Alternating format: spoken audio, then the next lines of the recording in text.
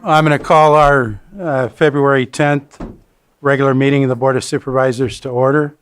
And to start out, I just wanted to say happy birthday to two of our supervisors this week, Supervisor Pyska and Supervisor Owen. Both have birthdays this week, so happy birthday. With that, do we have any moments of silence? We have one here. So I have a bit of an awkward one. It's not awkward, just I guess I'm being awkward about it. I only knew him as Vinny. Many folks who lived in the Clear Lake area and maybe also Clear Lake Oaks area knew who Vinny was. Vinny had a young son and unfortunately passed away. I believe he was in District 4 at the time. I know that I guess the awkwardness for me is I've seen Vinny struggle, and sometimes there's moments where we feel we failed to maybe reach out at the right time to maybe offer some help. And so I want to hit hard. I went to school with him over at Yuba College. I know a lot of folks were expressing that that's where they knew him from. He was a musician. He was a great musician. I know he played in some of the events that I put together for the city of Clear Lake. Vinny made an impact on the community, made an impact on a lot of people, and unfortunately succumbed to his struggles. Thank you. Supervisor Pyska? So this last week we learned that Brad Belden passed away. He was a longtime science teacher at Middletown High School. He was a coach, he was a referee. He was so many things to all of us. Myself and Sheriff Bingham had the pleasure of being in his classrooms with his tie-dye lab coat. But one of our alumni friends wrote this, and so I'm going to read it because I think it's just so perfect for Brad. To our Middletown High School family, today our hearts are heavy. We lost an amazing teacher, an incredible friend, and a truly beautiful soul, Brad Belden. Brad Belden wasn't just someone who taught lessons from a classroom. He taught us about life, about kindness, about curiosity, and about being authentically who we are. He had a way of connecting with people, of finding those teachable moments and making everyone feel seen. His smile, his energy, and his thoughtful spirit left a lasting mark on so many of us. He was kind, he was fun, he was full of light. Brad cared deeply about life and about the people around him. He helped shape who we are today, and his impact will live on through every student whose path he touched. To his family and loved ones, we send our deepest condolences and all of our love. Brad, you will always be a part of the Middletown family. You will be missed more than words can express. Fly high and smile upon us, and thank you for everything. And so Brad was my across-the-street neighbor, both before the fire and after the fire, and he and his wife, Suzanne, were one of the first to rebuild their homes in our neighborhood. And it really took strength to go through that process. And then they moved up to Oregon to go on some new adventures, and then came back down to Sacramento. So yesterday his family stopped by the house and I got to see them and visit with them. Just really a wonderful family, a loving husband, father, and teacher, and part of our community. Thank you. Any others?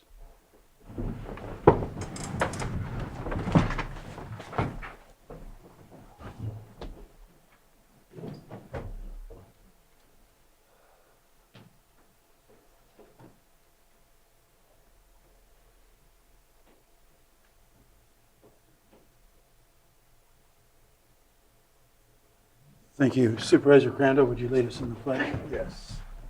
Ready, begin. I pledge allegiance to the flag of the United States of America and to the republic for which it stands, one nation, under God, indivisible, with liberty and justice for all. Thank you. Do we have any extra items? Chair, we have no extra items. Thank you. We'll move on to the approval of the consent agenda. I am aware that 5.14 needs to be pulled. Do any supervisors have any other items to pull? Not hearing any members of the public wish to pull any items off the consent agenda today? Nothing in the room, no hands online. Be ready for, did you have something? Oh, no, I had the wrong agenda. I picked them up there. Okay, I have it on. okay. So I think we're ready for action. Mr. Chair, move to approve the consent agenda with the exception of 5.14. Second. We have a motion and a second. All in favor? Aye. Aye. Opposed? That motion carries 5-0. Next, we're going to move on to our timed items. And we're going to start with public input, our 902 item. And do we have anyone in the room who wishes to make public comment today? So yes, you'll be able to please come forward to the microphone right here. You'll need to state your name for the record, and then you'll have 3 minutes for comment. Hello. Can you hear me? Can you hear me? Okay. Yes. My name is Laura Lashley, and I live at Sterling Shore Estates Mobile Home Park. I am proud of our votes to help elect this Board of Supervisors because of the hard work you do, and especially because of the challenges you have taken on in your efforts to create a rent stabilization ordinance to protect low-income families, disabled, and seniors like me living in mobile home parks. And I know that you all don't want to make hasty decisions. You rightfully want to get all the information you can to make sure your ordinance is a good one.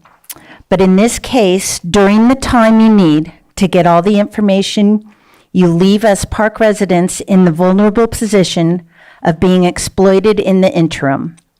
This is evident by the outrageous monthly pass-through fees my park owner is trying to force us to pay for the next 10 years on top of the already too high rent increases. We need your protection while you take the time you need to develop a strong ordinance. By subjecting us to this high monthly pass-through fee, after you appointed an ad hoc committee, my park owner is proving how ruthless they can be. And these are for expenses they have already paid out of the rent they collected from us. Any park owner can do this at any time, now that they feel threatened by having their greed controlled through an ordinance. Do what other communities like Fortuna, Camarillo, and Sonoma counties have had to do and enact a temporary moratorium while you take the time you need to create a good, strong rent stabilization ordinance. Please put this issue on the next meeting agenda for a vote. Thank you. Thank you. Go ahead and come forward, please. And again, state your name for the record. You'll have 3 minutes.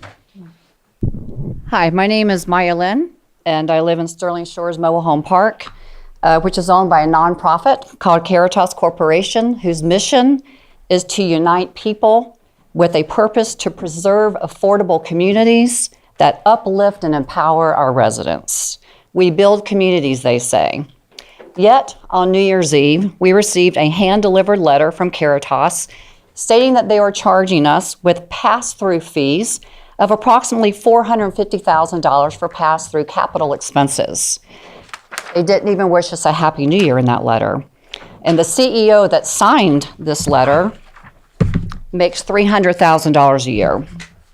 The letter states that my monthly fees will be increased by approximately 7% starting March 1st, the imminency of this gathering.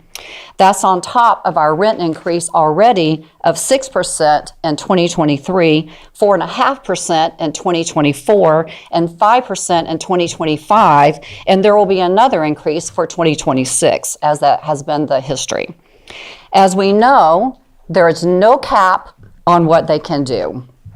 People living in parks in Lake County are 100% vulnerable to these greedy corporations and mom and pop mobile home park owners. They know we can't hook our little mobile home up and drag it down the road. We can only pay and pay and pay whatever they want. And now, as Laura stated, that they are aware of the ad hoc committee, they have began their pass-through fees. We feel like we're more under attack. And we have only you, the people we've represented, or have chosen to represent us, to defend us, to help us. You're the only ones with the power that can stop the pass-through fees right now. We ask you to do the right thing. Every one of you have mobile homes in your district. You all have people who can't be here because they just had hip replacement surgeries. They're 90-year-olds and or some are even working. I have 75-year-old neighbors that get up and drive to work because they can't afford the place where we live right now anyway because of all their increases. Please pass a moratorium before March 1st on rent increases and pass-through fees. Then take the time, but stop the moratorium. Begin a moratorium, stop the pass-through fees. Help us. We're counting on you. You're the only ones that can help us here. Oh, and if you refer to the last paragraph in this letter that they gave us, it says that Caritas will always continue to operate within its regulatory agreement and in accordance with the law and the city of Lakeport. They know until you pass something, they can do whatever they want, and they're showing it. Thank you. Thank you. That's perfectly timed. Do we have anyone else in the room? And again, state your name for the record, please. Hi, good morning. I'm Steve Zerker, and I live at Sterling Shores Estates. Most everything's been covered that Maya shared. I just wanted to put, this is my own words, so same things. We live in a mobile home park and we're captive. Basically, we purchase these manufactured homes. It just seems to me when you rent an apartment and there's a wire that breaks in the wall, the landlord pays for the repairs. Yet here we are, we're stuck because we bought these mobile homes and they're passing through these repairs on their property.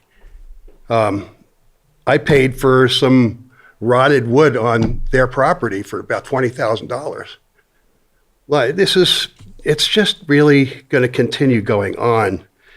The manufactured homeowners in this senior park have a difficult time with their fixed incomes already.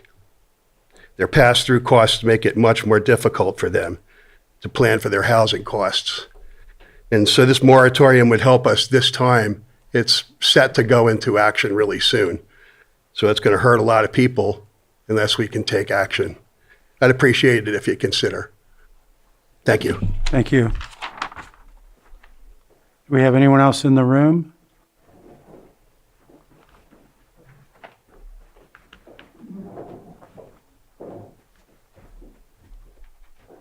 And if you could state your name for the record, please. I'm Richard Schmidt. I live in Sterling Shores Estates up on Robin Hill in Lakeport. I'm going to do you all a big favor, make this real short. I believe a moratorium is in order. I go along with pretty much what everybody else said, and you guys have gone over a lot of this already. We need your help with this. Thank you for considering our plea for a temporary moratorium.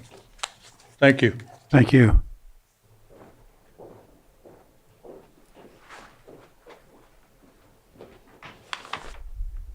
Good morning. My name is Cynthia Sims. I'm a resident of Sterling Shores Mobile Home Park in North Lakeport. Keep thinking of changing the name from Sterling to something like aluminum. We're here to give you information on why it's important for the board to enact a fee increase moratorium as soon as possible. We were stunned when we received a letter demanding a $60 increase in fees in our rent after having received a rent increase in November. And we'll have to pay for 10 years. And shocked to find we had no way to protect ourselves from even more if the owners decide they need more. My husband and I live on Social Security, period. We don't have stocks, bonds, property, or family to help. We have a mortgage. We both have medical bills for health issues. We have eyeglasses, hearing aids, everything costs. Oxygen. We're lucky enough to have good insurance to help with these costs and the assorted medications that come with being not very healthy 80-year-olds. But that insurance comes at a cost. We, along with Sterling Shores, are nonprofit. We have nothing left before our payday on the 3rd, and certainly not for another rent increase after the one we received 3 months ago, and every year for the last 3 years. I realize Sterling Shores isn't the only park Caritas owns, but we don't even see much being done to maintain our park. We would have trouble selling our place with the way it looks and the history of yearly rent increases. And all of that affects our resale too. So thank you for hearing us. Thank you. Anyone further?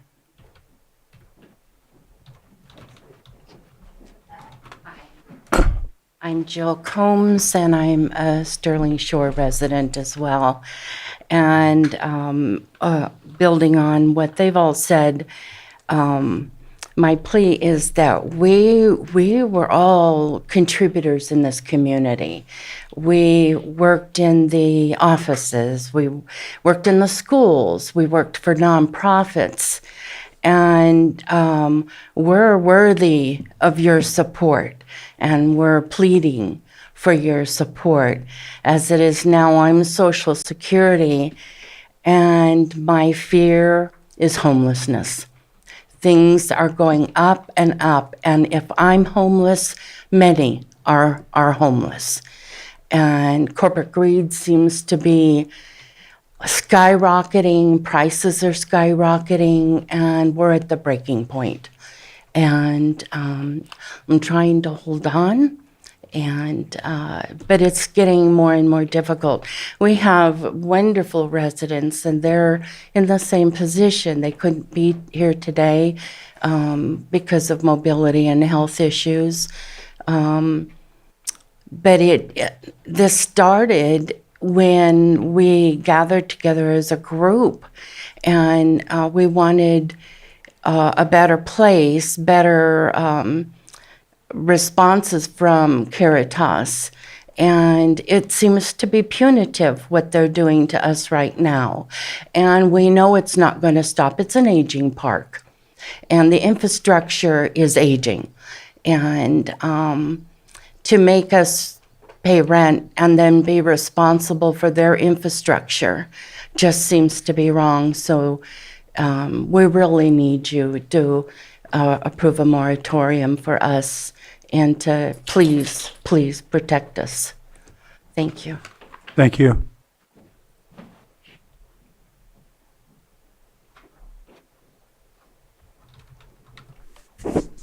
Good morning. We are asking for You your could state your name, please. Oh, I'm sorry.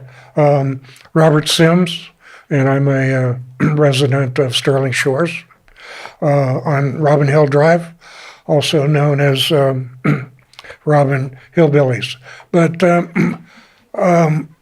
first of the year, we got a letter from the owners of the park telling us that we owed them $450,000. I've been a renter long periods of my life, and I've never had an owner decide that we were going to pay for infrastructure problems. And it's an old park. There are quite a few. There still are. The maintenance in the park has slipped in the last few years. It doesn't look like it used to be. We used to have a full-time maintenance and landscape man. Now we have 2 days a month of landscaping, and they don't seem to accomplish a lot, not nearly as what it needs to be done. So we're kind of in a bind. Like my wife said, we're on a fixed income, we're on Social Security, and nothing else. And we love living there, but can we keep staying there if our rent keeps going up? The we can handle a little bit. We have a little bit in the bank, but not much. So, and I sold my tent. So where do we go from here? There's been houses on the market for long times in the park that haven't been able to. People haven't bought them. I'm sure there's other reasons besides the rent increases. We had a 5% rent increase already in October, and now this pass through. And we were asking if you guys would consider a moratorium on rent increases for the county. Everybody that lives in a mobile home park is subject to that. I mean, it's becoming more popular to charge the residents for maintenance. So thanks for listening, and I hope you guys can help us out. Thanks. Thank you. Anyone further in the room? Not seeing any, we'll move to online. Johanna? Jody? Jody, if you could state your name for the record, we'll unmute you. You'll have 3 minutes. Yes, my name is Jody Johnson. I am a mobile home park resident in Petaluma. I'm also the vice president GSMOL of Zone A1, which includes your area. I have firsthand experience as we are called ground zero in the predatory nature of park owners and pass-throughs and gouging and increased prolific elder abuse. There is no doubt in my mind that it's necessary for you to take a pause, do a moratorium in regards to the pass-throughs that are attempted here. We have found time and time again that a lot of the pass-throughs are not necessarily beneficial to the residents. They're beneficial to the park owner.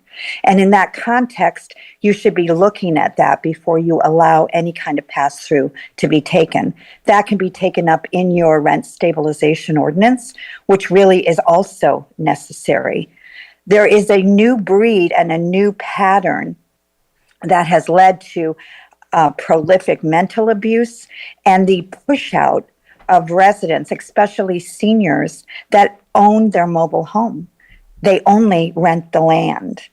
In this particular case, the fact that they continue to use capital improvements to try to drive up their profitability, or even to use rent increases to drive up their profitability, have actually not been shown to even be truthful in over 17 arbitrations I've been a part of in the last 2 years. In any MNOI process that we have used in arbitration, it has been found that they highly profit on what they have done, and they refer to the ownership and management as cash cows. That's why large investment groups who are in your backyard right now are buying up and gobbling up the mobile home industry. So I definitely encourage you to take pause, do the moratorium, do the necessary research.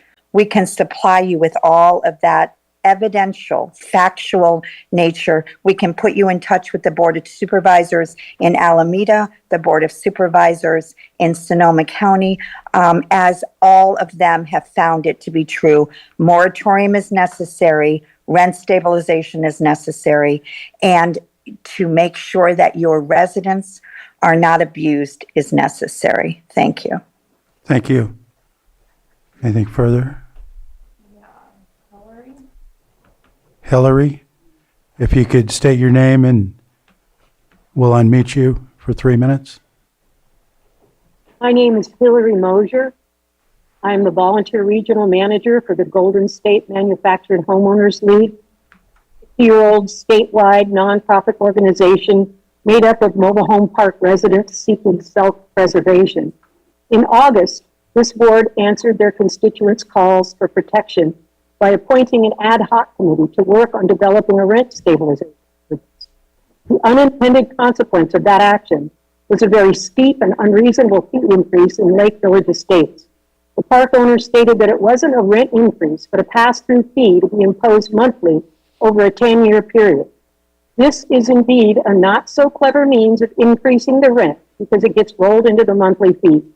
To add insult to injury, the owner states that the fee is to remunerate him for past months of operating expenses that have already been paid through previous rental income. It's not to repair aging infrastructure or a capital expenditure to pay for a new park amenity. This increase is to line the pockets of an executive that already earns a high six-figure income. You are the only ones that can legally prohibit this predatory greed and preserve affordability in this park. You can do this by enacting a temporary fee increase moratorium in mobile home parks until you can enact an effective rent stabilization ordinance permanent. The communities of Sonoma County, Camarillo, and Fortuna, and others have done this to good effect. And it's your responsibility to protect your constituency by doing so as well. For most in this senior park, 10 years represents the rest of their lives. And believe me, the park owner knows this. Is this legal?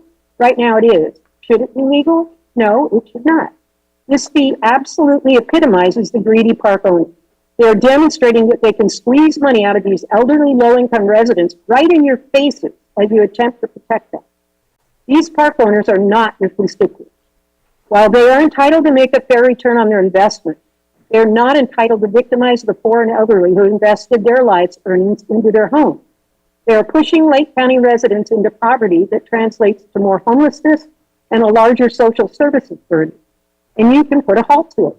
This park owner, Caritas, owns 30 parks in California, and 23% of them are in communities that already had rent stabilization ordinances. Now they're bullying the elderly while they think they still can. Please be our hero. Put this issue of a moratorium on the agenda for February 24th to stop this brazen and predatory action before it's too late. I've worked all across the state for over a decade and have never seen any park owner take advantage of residents like this. I have filed a complaint with the Attorney General's Office of Charitable Organizations in a request to remove Caritas' nonprofit status. Thank you all for your time and your good judgment. Thank you. Anything further? iPhone 12. We'll unmute you. State your name for the record, please. Sky Laywa, Pillsbury Family Farms. I speak today because there is a widening stance between what is presented to you and what is actually happening on the ground, and that distance matters. It decides whether this county grows stronger or continues to hollow itself out. You are shown numbers, charts, and summaries. Staff tells you a story with confidence, and too often that story is accepted at face value. When numbers are slowed down and examined closely, they don't always tell the truth that you're being told. Totals don't align, assumptions go unchallenged, and the context disappears. Somehow, the conclusions move forward as if nothing is wrong, and that should concern every one of you. Leadership is not about nodding along to a presentation. It is about listening for what is not being said. It is about noticing when math works only if you don't ask the next question. It's about recognizing that small details are not small when people's livelihoods are tied to your decisions.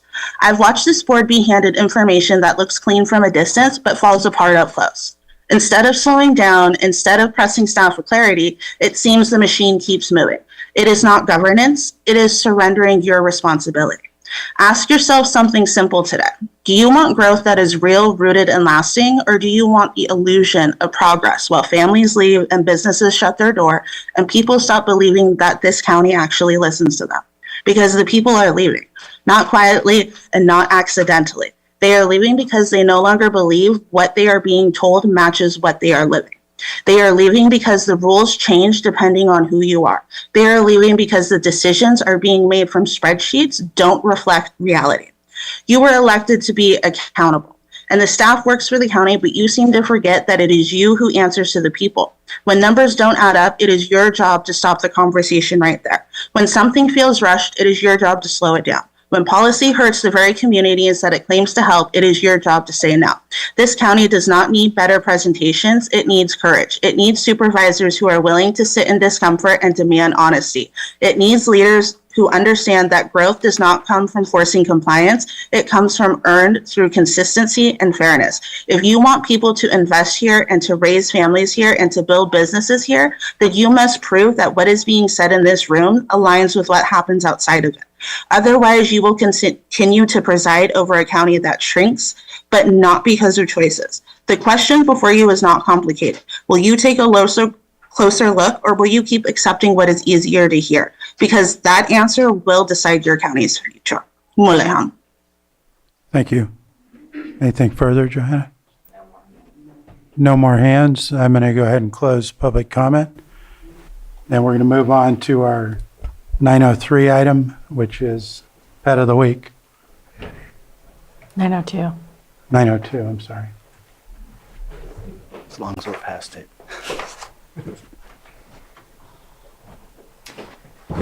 Hi, I'm Officer Real with Lake County Animal Care and Control, and this is Odin. He is a shepherd mix, about a year old. He's been with us for a couple weeks now. Obviously, as you can see, he has a calm demeanor, falling asleep, taking a nap. He is up for adoption at Lake County Animal Care and Control. And to go into that, we have a free adoption event February 14th, which is a Saturday at the shelter. So if you're interested in adopting Odin or any other animal, we have cats and dogs up there. We're also having a shot clinic February 13th, which is Friday, also at the shelter. So if you guys want any more information, just call the shelter, and we can definitely help you out with that. Okay. Thank you. Any members of the public wish to speak on this? Thank you for attending today. We go ahead and move on to our 6.3 905 item, which is presentation of proclamation designating the month of February 2026 as Black History Month and celebrating Martin Luther King Jr.'s birthday. Supervisor Sabatier will be handling this, and anyone here for this is welcome to come up on the stage with Supervisor Sabatier, or he's going to go down there.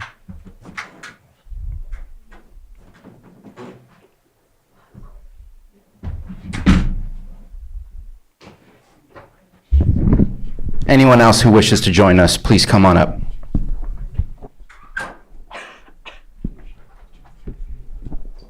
So I'll speak freely for a little bit before I read the proclamation. I'm always excited to celebrate Black History Month. I think it is one of the most important pieces of history that we need to understand and learn from. Our Black communities have gained so much over the course of the last 250 years, and it is something that we need to understand that wasn't what we have today is not what we had before. It is also with a little sadness that I need to express that it feels more important than ever to understand these things that we've already gone through in life. It feels like history is not repeating itself, but it sure feels like a rhyme, where we're gonna have to figure out how to see one another as equals. And I know that we're just one county in the 3,500, I don't know the exact number, counties in all of the United States. But I'm always proud when we do this proclamation, because if we don't, then we shouldn't expect anyone else to. Please learn from your history. Today's proclamation designating the month of February 2026 Black History Month and celebrating Martin Luther King Jr.'s birthday. Whereas the Lake County branch of the National Association for the Advancement of Colored People, NAACP, will celebrate a combination of Black History Month and Martin Luther King Jr.'s birthday as we reflect on the proud legacy of courage and dedication from visionary leaders like Martin Luther King Jr., Roy Wilkins, Rosa Parks, Coretta Scott King, and local community leaders like Bessie M. Bell, Dr. Akila Markowski, Thomas Aceves, Diane Thompson, Vincent Taylor, and Kevin Ness. And whereas the NAACP has been at the forefront of protecting our fragile democracy, which is under assault by challenges to voting requirements, and continue addressing the Americans with Disability Act, workplace prejudice and hostility, military veteran homeless housing, voter suppression, gerrymandering, and urging the passing of the John Lewis Voters' Rights Advancement Act and the Freedom to Vote Act, which will ensure all citizens' voting and civil rights are protected under the United States Constitution. And whereas the NAACP history is one of dedication and struggle to maintain equality and justice for all citizens of the United States. And whereas we celebrate the theme for this year's event, a century of Black history commemorations, and reflect on the historical significance of Black history and the many contributions of individuals and communities over the past century, and more. And whereas the local branch, like other NAACP branches throughout the state and country, diligently works on social programs aimed at the elimination of banning books, rewriting of our vast contributions to this great nation, eliminating racial hatred, bigotry, and poverty. And whereas the Lake County branch of the NAACP is led by Rick Mayo, president and 1982 founder of the Lake County branch. Now therefore be it proclaimed, the Board of Supervisors of the County of Lake does hereby designate February 2026 Black History Month and a celebration of Martin Luther King Jr.'s birthday, and the Lake County branch of the National Association for the Advancement of Colored People is commended on the vital role it has played and continues to play in improving the quality of life in our local community. Further, on this occasion, we encourage everyone to continue the dialogue about race, history, and culture to foster a deeper understanding of Black history in shaping the past, present, and more importantly, our future. Passed and adopted this 10th day of February 2026, signed and adopted by our Chair of the Board of Supervisors.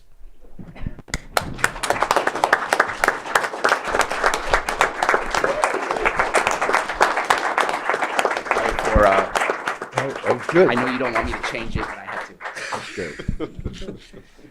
Members of the Board of Supervisors, I'm elated every year because our county has evolved over time and is setting the example for the rest of the country. Lake County has moved forward with advancing DEI, diversity, equity, and inclusion, which we all came here to this land from a different place, with the exception of my native brother here. They were already here. So, I mean, we celebrate this, and we thank you. And I'm going to introduce Lake County NAACP Secretary Greta Z, and our board member Vincent Taylor, who, by the way, carries many other titles like myself. So I'm going to turn it over to my secretary. I want to thank you all for the work that you've done and that you promise to continue doing to promote diversity, equity, and inclusion. I'm impressed by the words of the proclamation, and I think that as our county is an example to the rest of the country at a time of deep division and the attempts to reverse all the advances that we've made over the last 250 years. And I appreciate that we're standing strong in the face of all that. With that, I'll turn it over to Vince. First off, it's an honor being amongst you. Martin Luther King, he had a dream, and I feel very honored to be living in that dream, to be amongst you, brothers and sisters. It's amazing, out of this world. And I just hope we continue to progress and making another dream come true and making a brighter future for our kids. God bless you guys. Back to you. Thank you, Supervisor. Any further comments from the board? Well, thank you for presenting. I appreciate it. I'd just like to say that I'm proud that we do this each year. And I really appreciate y'all being here, and I'm proud of you. Thank you. Can I say one more? Yes, please. So just while I have the microphone, and it's relevant, how we treat one another is important when we're face to face, but just as important is the integrity of how we treat one another when we're not face to face. And I think that we have technology and created situations where we don't have to look at each other, but we can talk about each other in a very public way. And what I see out there is what is making me really afraid of who we really are and where we might be going. So please remember that the true integrity of who you are as a human being is what you do when nobody is watching. And social media is showing things that maybe we should be a little bit more getting away from those types of things. So just thought I'd say something. With that, do we have any members of the public that wish to speak on this item? Not seeing any in the room. Anyone online, Johanna? No. Okay, I think we'll go down for. I'll just say Go ahead. one more Sorry. thing. It's important that we take these times to come together and recommit to the promise of our country. And I think that's more important today than maybe it has been in a really long time. So thank you for bringing this every year. It's really an honor to do this with you. Thank you.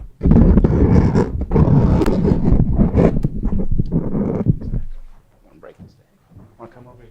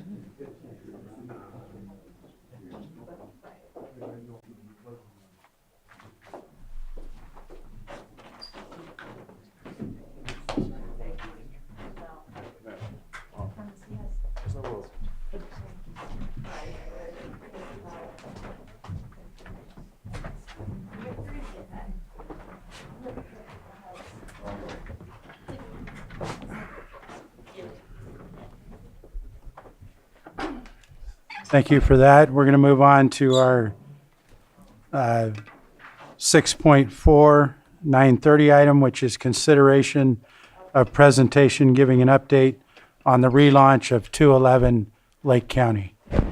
And with that, I'll turn it over to our administrative office to do the presentation. Thank you so. Is it on? Thank you so much. Terry Loxton, Chief Climate Resiliency Officer and Tribal Liaison for the County of Lake. And you may be wondering why I'm here to present about 211. It is because we are relaunching it. It was already in place, and we use it a lot in the community, not just, it's not just information and referral for public services, but it encompasses everything. So the intention behind why I'm here today is because tomorrow is National 211 Day. And so we have updated and relaunched the website. We're going to send out a press release later today and do social media posts. Let's see, go all the way back to the first page. There we go. So we've used it primarily, and people are most familiar with it during the event of a disaster or during a PSPS event. But what we have done is separated. We have two different contracts. And so the contract we have is with, I'm not familiar with doing this, I'm sorry, on PDF. Interface Children and Family Services, which is based in Ventura County. They serve over 30 counties in California. And so they have a statewide and national database as well as a local database. They are very experienced. They have the highest level of certifications. I think they said they have about 90 staff that work. They work 24/7 every day. You can call, text, or contact them through the website, which again is 211lake.org. And so, as I mentioned, they have the National Resource Database. They have a dedicated resource team that curates information for Lake County, and they will update the website at least once a month, or excuse me, at least once a year. But so far, I've been working with them, and we've been making updates all along. So as I mentioned, emergency preparedness and response is what we are used to using 211 for, and that will still be in place. But that is now, or has been called 211now.com. So it's a separate website than 211 Lake. But they will put together all the information to make that available. And so this slide just talking about the different type of staffing that they have and the information exchange. And then we or they, depending on call volume, if an incident happens, they just, up the staff, and there's certain criteria that are met that goes into 211 now. There's current 211 special projects. So with PG&E during a PSPS event, customers that have access or functional needs can be connected to specialized services for them. They've partnered with California versus Hate, which is a non-emergency hate incident and hate crime reporting database.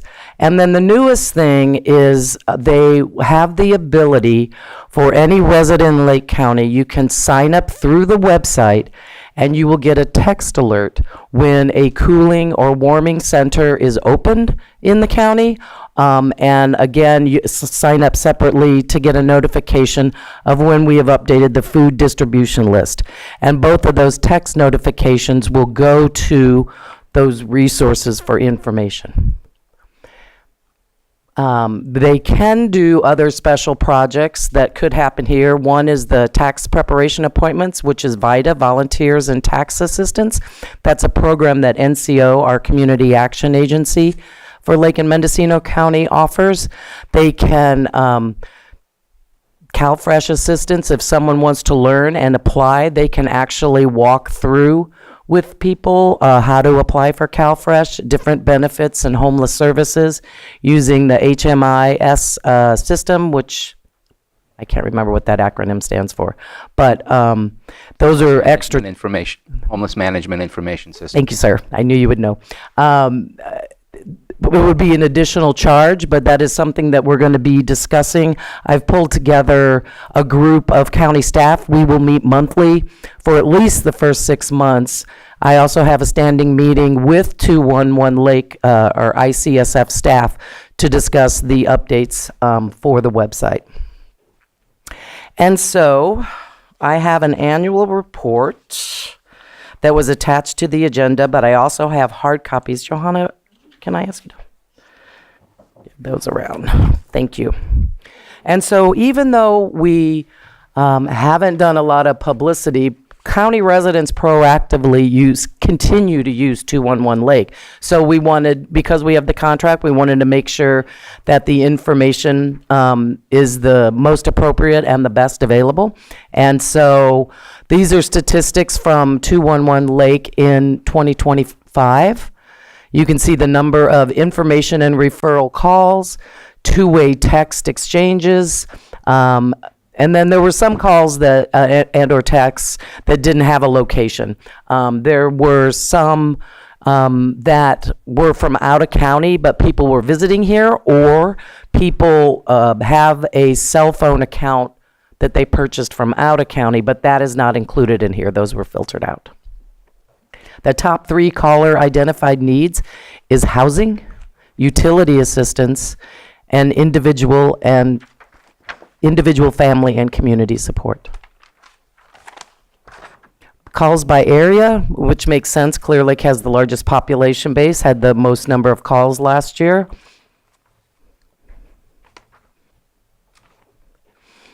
The demographics, majority female calls. The age of callers is in the 30 to 54 and 62 and above. The highest number comes from people aged 30 to 54. And then they also break down ethnicity by callers, and that's only if someone chooses to give that information. And so, as I mentioned earlier, the 211 PSPS, which is Public Safety Power Shutoff Care Coordination, connects with electric-dependent community members, of which most of us in Lake County are. Some may have a few appliances that run on propane, but everyone uses electricity. Not all of those are connected to the grid, so these are grid connected. But people with access and functional needs before, during, and after a power outage. And so they had 17 of those cases opened in 2025.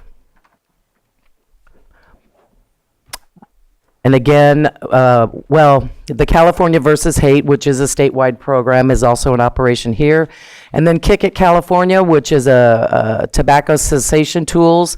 Unfortunately, that project ends at the end of this month. I think that statewide project is wrapping up. But people did refer to that and get smoking cessation information from 211. So these are the categories that are listed on the right of what people can search for. There is, when you go to 211lake.org on the home page, there's a keyword section. So if you start to fill out a keyword, it will populate with a drop-down menu.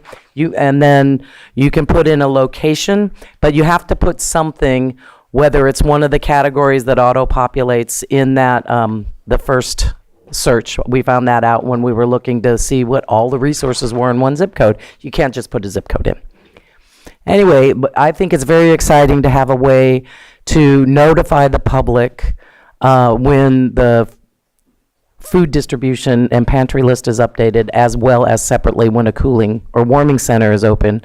And the notifications have a per notification fee, not number of subscribers.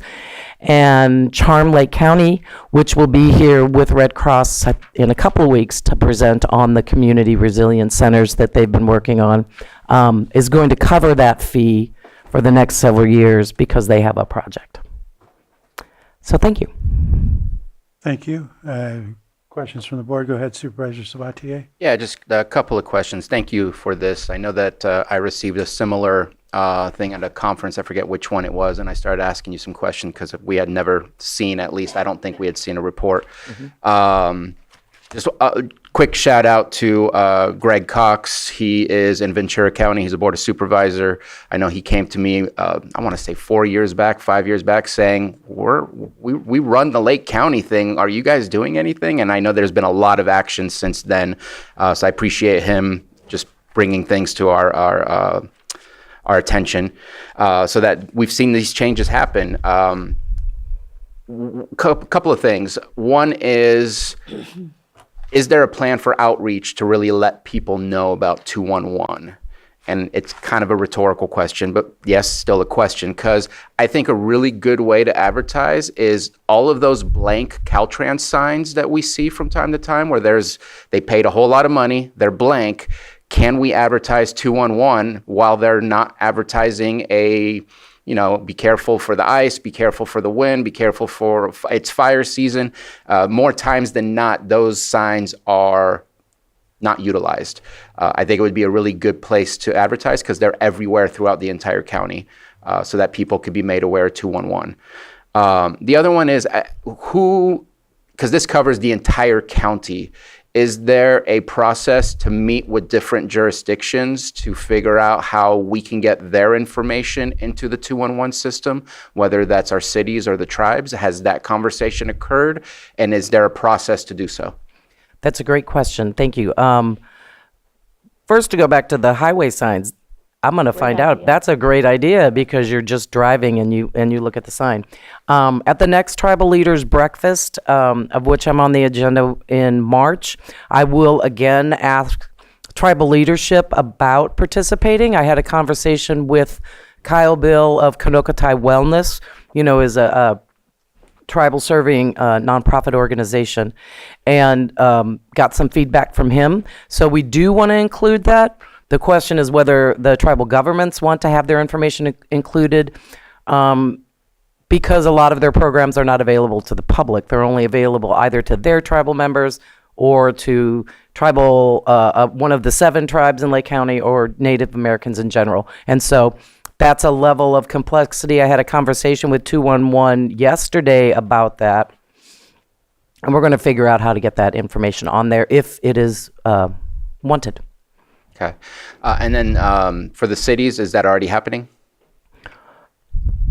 I don't think I've reached out specifically to the cities, but organizations that are based in the city are included in here. Okay. And one of my leading questions as to where I was going with that is when there's an emergency only in the cities, what's the process to make sure that that information can be found from anybody calling 211? For example, like the sewer spill, I don't know if there's any information specific at 211 where folks can get information as to who do they call if they need water, who do they call if they want to get labs, things like that. I know I've given them the press releases that the county issued. I don't know. I'll coordinate and make sure that it's a matter of it. I don't have the website up, but there is a location where any agency can submit their information. That's part of the meetings that I want to hold with county staff and other organizations, is to show everyone how to do that, because you would have to have a full-time dedicated person if they were the ones doing it for the entire county. And so I've had conversations with behavioral health and with First Five, who's also doing an asset map. And interestingly enough, the Lake County Fire Chiefs Association, which has a resource guide. And so it's like, let's all 3 of us talk and compare notes so that we're not duplicating. But I'll find out those specific questions out. Perfect. And appreciate the report just to keep us updated. It'll be nice to see what does next year's report look like. Because right now it looks like it's 3 calls a day on average. That's really not that much. And I would suspect if there's an emergency, we would see a blip where there's suddenly a lot more activity happening. So again, appreciate it. It gives us a baseline to go from. Right. Thank you.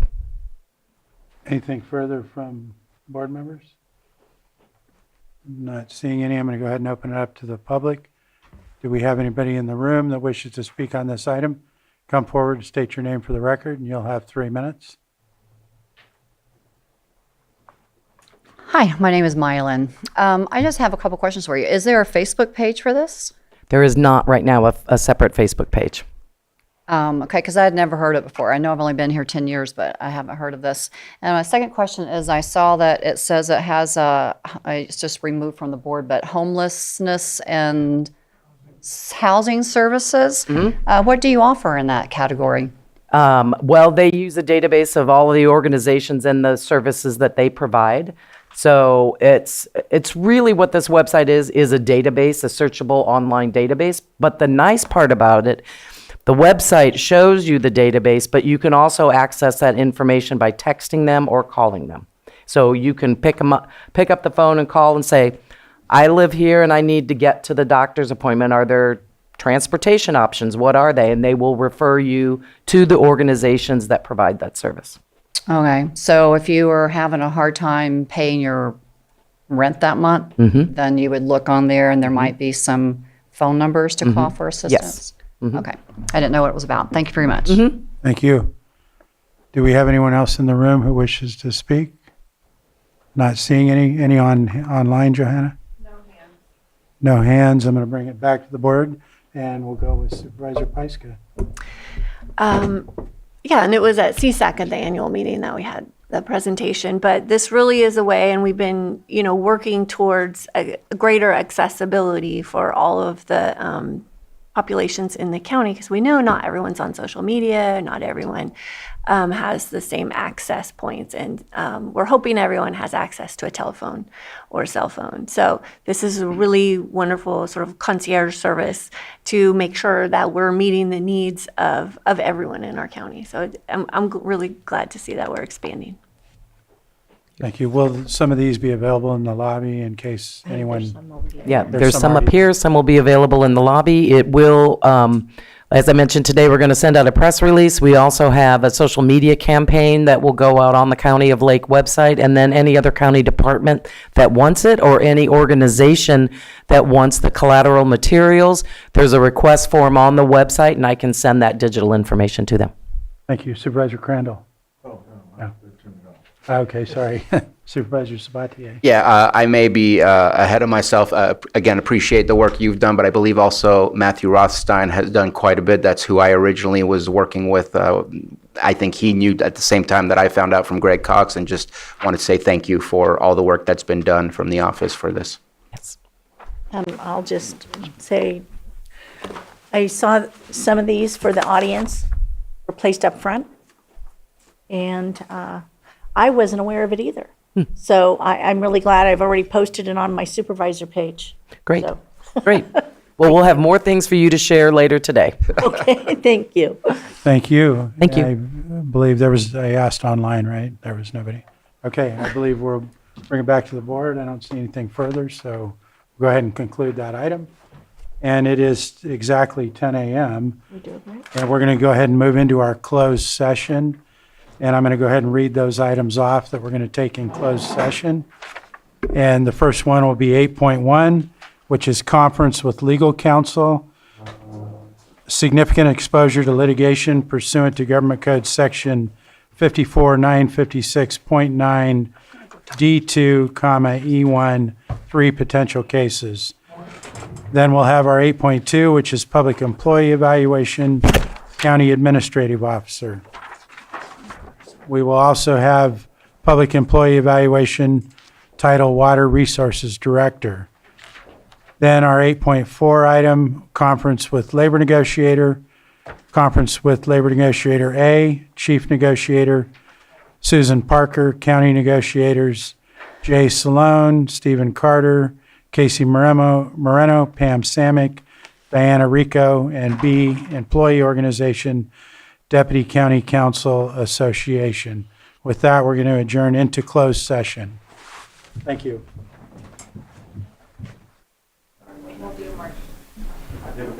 All right, I'm going to call our meeting back to order at 1:41, and we're going to start with our 6.5. Turn your mic on. My mic, sorry. We're going to start with our 6.5 item, 1:30 p.m. item, which is A, consideration of presentation of Community Development Department historical revenue and expense analysis, and B, request for board direction regarding department operations and loan repayment plan. And we're going to start with our Community Development Director, Maria Turner. Device, hang on. 1 second, sorry.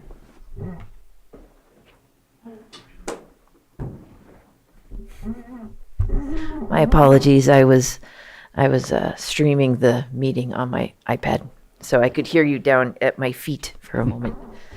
Mireya Turner, Community Development Director. We would like to request a continuation of this item. I know that it has been eagerly awaited by both the board and the public. We have dedicated significant staff time, both us and I'm sure Stephen can agree on the administrative office side of staff time, evenings and weekends to get all the data that has been compiled for you and is finally available to the public on our PowerPoint slides and supporting documentation as well. I am working on now fleshing out options for the board to consider that include staff reductions, reductions in services, and increase in fees that will be easier for the board to consider if it's all laid out for you in different options. That part is still ongoing.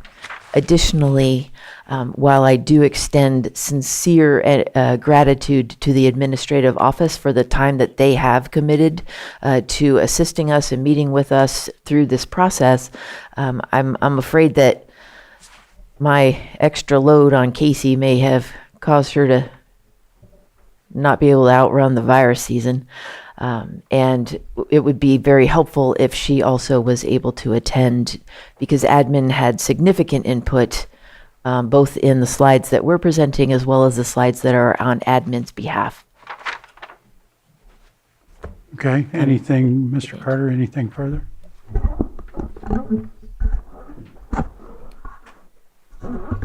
I don't have anything to add at this point. It'd be more if your board has questions. There are some further analysis that needs to be done by administration, if you notice from the slides as well, because things don't 100% balance currently. Okay. Bring it back to the, in front of the board for discussion on this. And go ahead, Supervisor Sabatier. I think we need to have some level of a conversation. I feel like we've been kicking this can down the road since late December.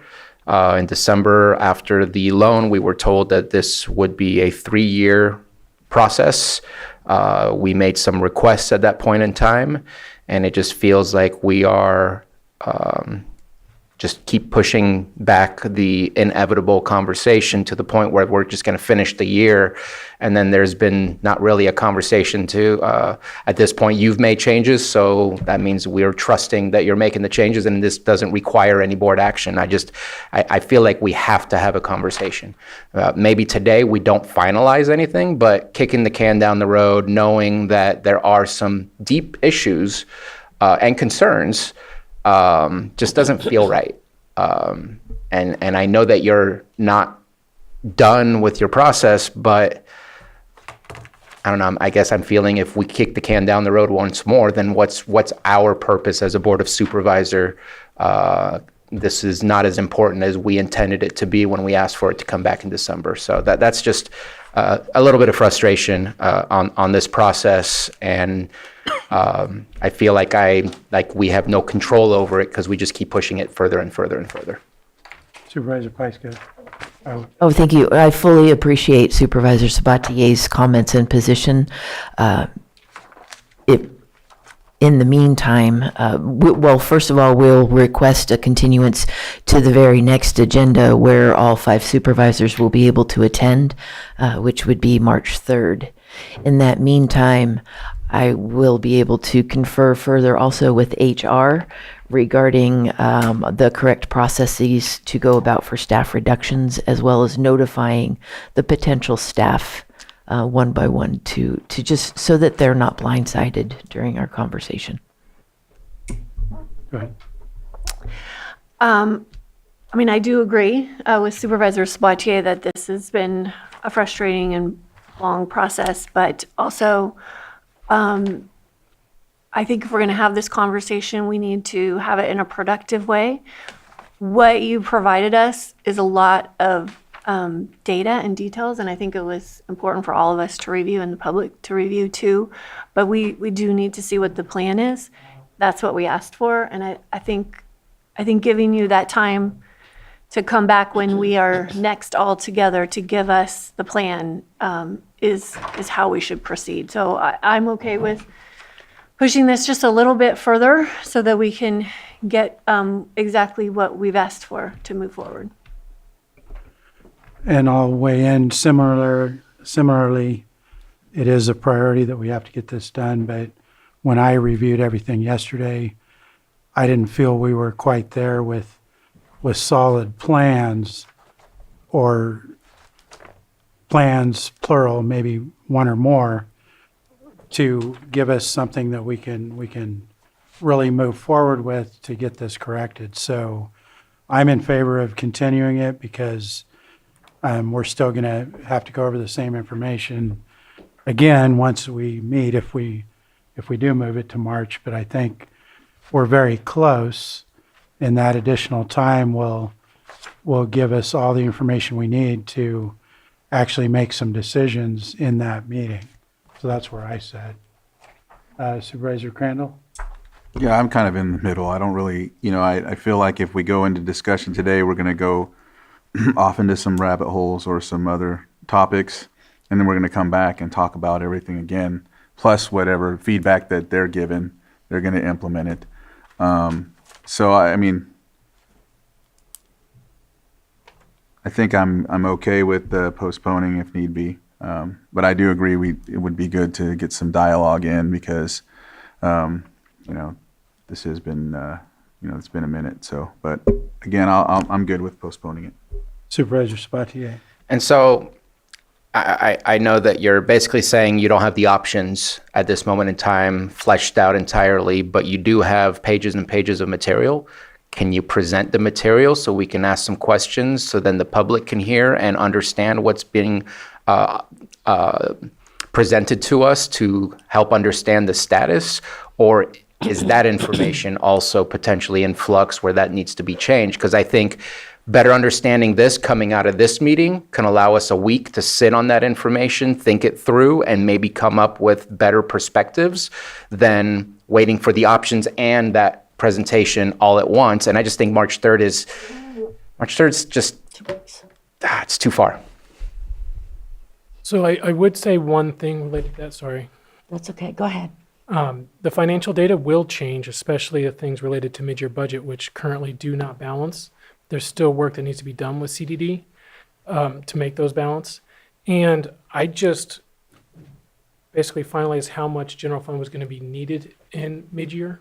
So I just got new information that will help the conversation on whether extra support can be done or not, which is part of one of the options, versus everything else going on. So we wouldn't have the full story today, but I'll leave it up to Maria on the real presentation. Go ahead, Supervisor Hahn. Okay. All right. One of the, it's been, that would be putting us close to 25% of the year by the end of March. So I just want to get on this because it's been 5 months since we found out that we were operating in the red. And it looks like, according to the materials that are uploaded, that we are still currently operating in the red, as in what's coming in is not covering what's going out.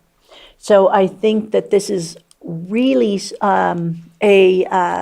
important that we not drag this out any further than the first week of March for obvious reasons. We need to make some adjustments because the further down the road we kick this can, the more the more difficult it's going to be to make up what we're losing. Because right now there's more going out than what's coming in, and we obviously cannot operate like that. So, I hear you. Yes. thank you. Any other questions before we open it to the public? Right now, I'm not hearing, I'm hearing a consensus to go ahead and continue it. So if there's nothing further, we can open it up to the public regarding, whether or not we're going to continue this item. Good afternoon, Chair Tom Lasik. Happy birthday to both of you, Madam Pyska and Madam Owen, and happy Valentine's to everybody. I love you all, but not in a weird way. I have looked at the report, and there are definitely red flags, so giving them more time to fix it is probably prudent. There are actually errors in the presentation. It might be worthwhile, if I may suggest, for the board to advise staff and CDD on what do you expect in the final outcome. Just highlight some of the concerns. I think some of it has been pointed out that it now looks like the payback period is not even going to start until near the end of 2027 calendar year. There should be a discussion on that. The idea of tapping into other reserves because other counties do it. I noticed that the counties listed, none of them seem to actually be nearby counties. There's no Colusa, Napa, Sonoma, Mendocino. So I would say let's take a good look at what's actually happening in the state. It deserves scrutiny because it looks like it was a selective list, maybe not representative of what's really going on. The market, yes, I'm a big fan of UCLA Economics Department for a few really good reasons, but I think it should be considered some of the economic outcomes. And just as a teaser, for example, solar, the incentives have now gone away. The CPUC has a new rate schedule, and quite a bit of solar permits were issued in the last 3 years, and it's expected to drop 80%. That's like one full person or more. So those types of considerations, I think, needs to take a closer look. I'm glad they've noticed some errors and they want to fix them. I think they deserve that time. But if it would probably be wise if the board give them some direction as to what they would like to see and what they don't want to see and things like that. Thank you. Anyone else in the room? Not seeing any. Do we have anybody online? Betsy, if you could state your name for the record, and you'll have 3 minutes. Thank you, Mr. Chair. Thank you, Board. Betsy Kahn, Upper Lake. I want to go back to the very beginning. We know that there are times when there is not as much money coming in paid services than we have to pay for the maintenance of the expertise of the department. That just comes and goes. Policy has changed over the last 25 years.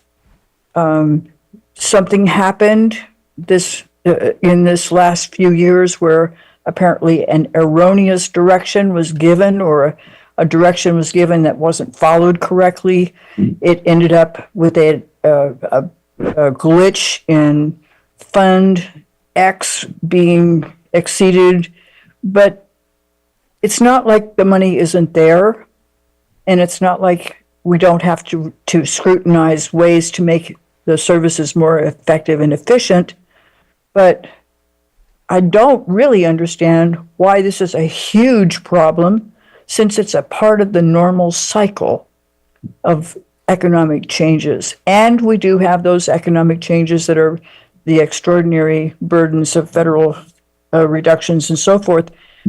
But that's the normal course of events. And it's simply up to us to maintain the level of public service that is required, whether it comes out of the general fund or not. Those are my comments. Thank you. Any further on Zoom?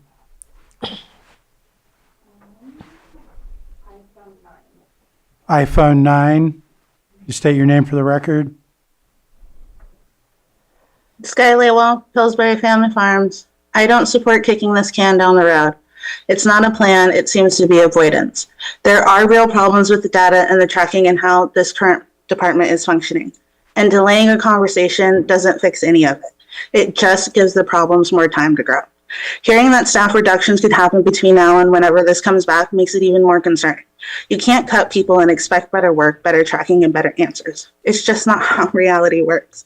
And if this board sees the cracks, then you should deal with them now. Ask them the hard questions and set the expectations now. Because pushing it off does not help the public. It definitely does not help the people that are trying to operate in this county legally either. So please, don't kick this can down the road. Thank you. Thank you. Guest. If you could state your name, you'll have 3 minutes.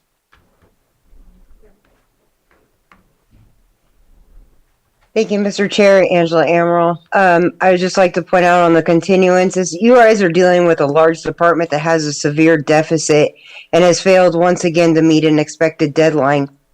I feel that March 3rd should be an unacceptable answer to everyone up on that dais right now. This has been months. I'll leave it at that. Thank you. Thank you. No more hands. I'm going to close public comment and bring it back to the board for further discussion. Supervisor Sabatier. So obviously there seems to be consensus to continue, but I would like to make some comments, and I'm not sure if I can or not, but I think that I just think there's some, I guess, baseline of things that need to be discussed. And I'm looking at Mr. Guintavano, who might or might not be able to help me through this. I don't know if I'm being cryptic or... So a short answer is, as far as providing, what's before your board is really two sub-items. One is the continuance request. The other one is actually the substance, which was the information of which was already uploaded in Granica. So board, your board, through the board's chair, has determined to take on the continuance issue first. Public comment was taken, but your board, with the board chair, and the board chair also has the discretion to provide feedback to staff on the issues, any concerns or issues that are related to, say, the documents that have already been uploaded to grant, because for purposes of this, if it is anticipated, the continuance to a later date. My suggestion at that point is if your board decides to go in that direction, your board would have to take public comment on that issue, because that is beyond, outside of just the continuance request issue, meaning the issue being the scope is broadened to the effect of what to provide staff with any matters or issues in preparation for the future date. So if that's where your board's is leaning towards. And so what I'd like to do is take up whether we're going to continue it, but also be able to provide direction to staff. If we do continue it, I'd like us to be able to provide clear directions on what we expect back at that date and time certain, if we decide to do that. And Supervisor Owen has a comment. Yeah, I would prefer to handle it today as well, of course, as much as possible, at least get a good prospect. But I know from hearing from my colleagues, it looks like we're going to be continuing it. I had actually talked to some people, and I know that as Mr. Tom had mentioned, the solar incentives, because that has been our biggest. I mean, it looked like we were doing in last year 406 permits, by far our largest permit sector. PG&E is, as of, I think it's April 1st, April 1st. We had talked about it. April 1st, they're not going to be buying power back. PG&E won't. So I expect those to drop down significantly. So it looks like the permits are going to drop significantly, because that was by far our largest bucket of permits. I personally am not for upping our building fees, permit fees, the cost to that. I think it's already burdensome, and we're wanting to encourage building. And so direction to staff would be bringing us more than one option on how to reduce the budget for the CDD. I And, think we need to decide on whether or not we're going to continue and then. give okay, go direction. ahead. Sorry, Yeah, got ahead of yeah, myself. Yeah, thank you. So what I would, unless it's changed, I was seeing consensus to continue. Still have that. So with that, we can provide direction to staff that we are amenable to continuing it, but then we're going to give some direction, which we will take public comment again on that as well. So I think we can move on to that portion of this, and Supervisor Owen will let you go. Okay. first. Just basically what I said, I don't want to see an increase, which I know that you had mentioned in the comments, that was one of the solutions. I think we need to look in other ways to be able to encourage our people to be able to build, rather than making it more difficult. We would be happy to prepare a scenario on how that would be possible without raising fees. Okay, thank you. Go ahead, Supervisor Sabatier. So I think we take action here as a board that has repercussions, and I think that providing increases in people's salaries automatically increases the fees. I mean, it has to be reviewed for that, because we're not doing work for free. The cost that I'm seeing as the increase is a little bit of a concern. I'd like to better understand how you came to that number, because it looks like at least one of them is double the amount. While I want to make sure it covers what we do, I also want to make sure it covers exactly what we do, not any shortfalls of what we're not doing, and still need to somehow have money to cover those things. And so I know that there was a lull. That lull could happen again. And I think it's a lull of issues of our incentives that we have here for people to build in Lake County. I know I would never be able to build a house. It's just not cost effective. I would lose money just by building a house. I could not sell it for what it costs. That has nothing to do with CDD. That's just the circumstances that we have currently, that we are trying to change the economic mobility of this county in order to make that change. But until then, I don't think this is a one-off. I think that we're going to, yes, maybe have an increase when it comes to the Maha project, whenever they start going through the process of getting everything approved for all the building permits they're going to need. But that's also a potentially one-time thing that we need to be ready for, and then ready to go back to what normal is. And so I think, without asking for the crystal ball that is impossible to do, maybe a month-to-month number of permits rather than an annual, because that doesn't help me knowing what do you deal with from from July to December versus January to June, because you're telling us that the future will help solve the past, which I still have some issues with. But I'm not understanding that when you're only telling me 2017, 2018, 2019, and what the revenues are. I think it needs to be broken down a little bit better to understand what is our average and what do we need in order to be able to process that average. I know it's a bad word and it's not what anybody wants to hear, but we have to live within our means as well. And we need to look at the number of staff that are in each department, and are we asking to get revenues to support staff, or are we having enough activity where staff is needed for that processing of that activity?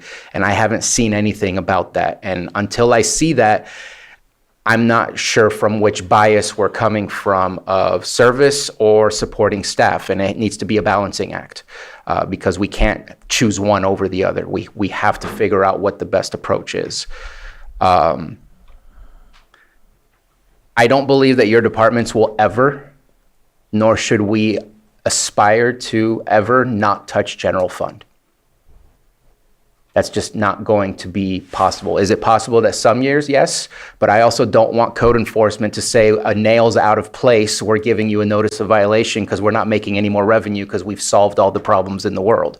Yes, there's revenues to be made, but there's always going to be a need for you to be here, and maybe less of a need for some of the services that are out there. Therefore, there's always going to be a need for general fund. And you showed that with some of the counties that you compared it to. So I think that we need to not aspire that this is a self-supporting only. It's a balancing act again. I just don't see that happening, and I haven't seen it happen in other communities as well. I do.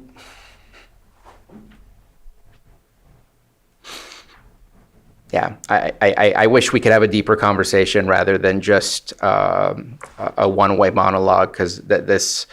So there's two things. One, it's a little weird, and I get it. It's because the budget is set. We don't have any leftover money.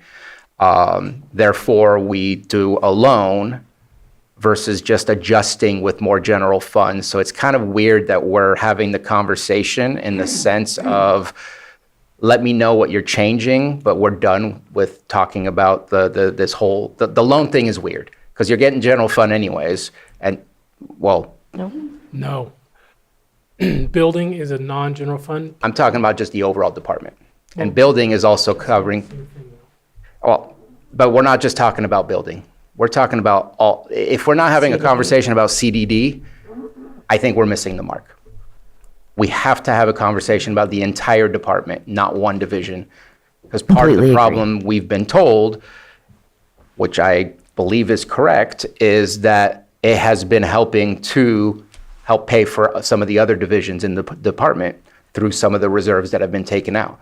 So I'm just going to stop because I think it's unfortunately somewhat useless without good dialogue in order to get better understanding. But March 3rd is too far, and it seemed pretty immediate when there was a need, but it doesn't seem pretty immediate to come back to us with what we're requesting. And that's really frustrating from this perspective, because all we're doing is saying there's not really a problem, or else we would be having the discussion and not this monologue that we're doing. Supervisor Price, good.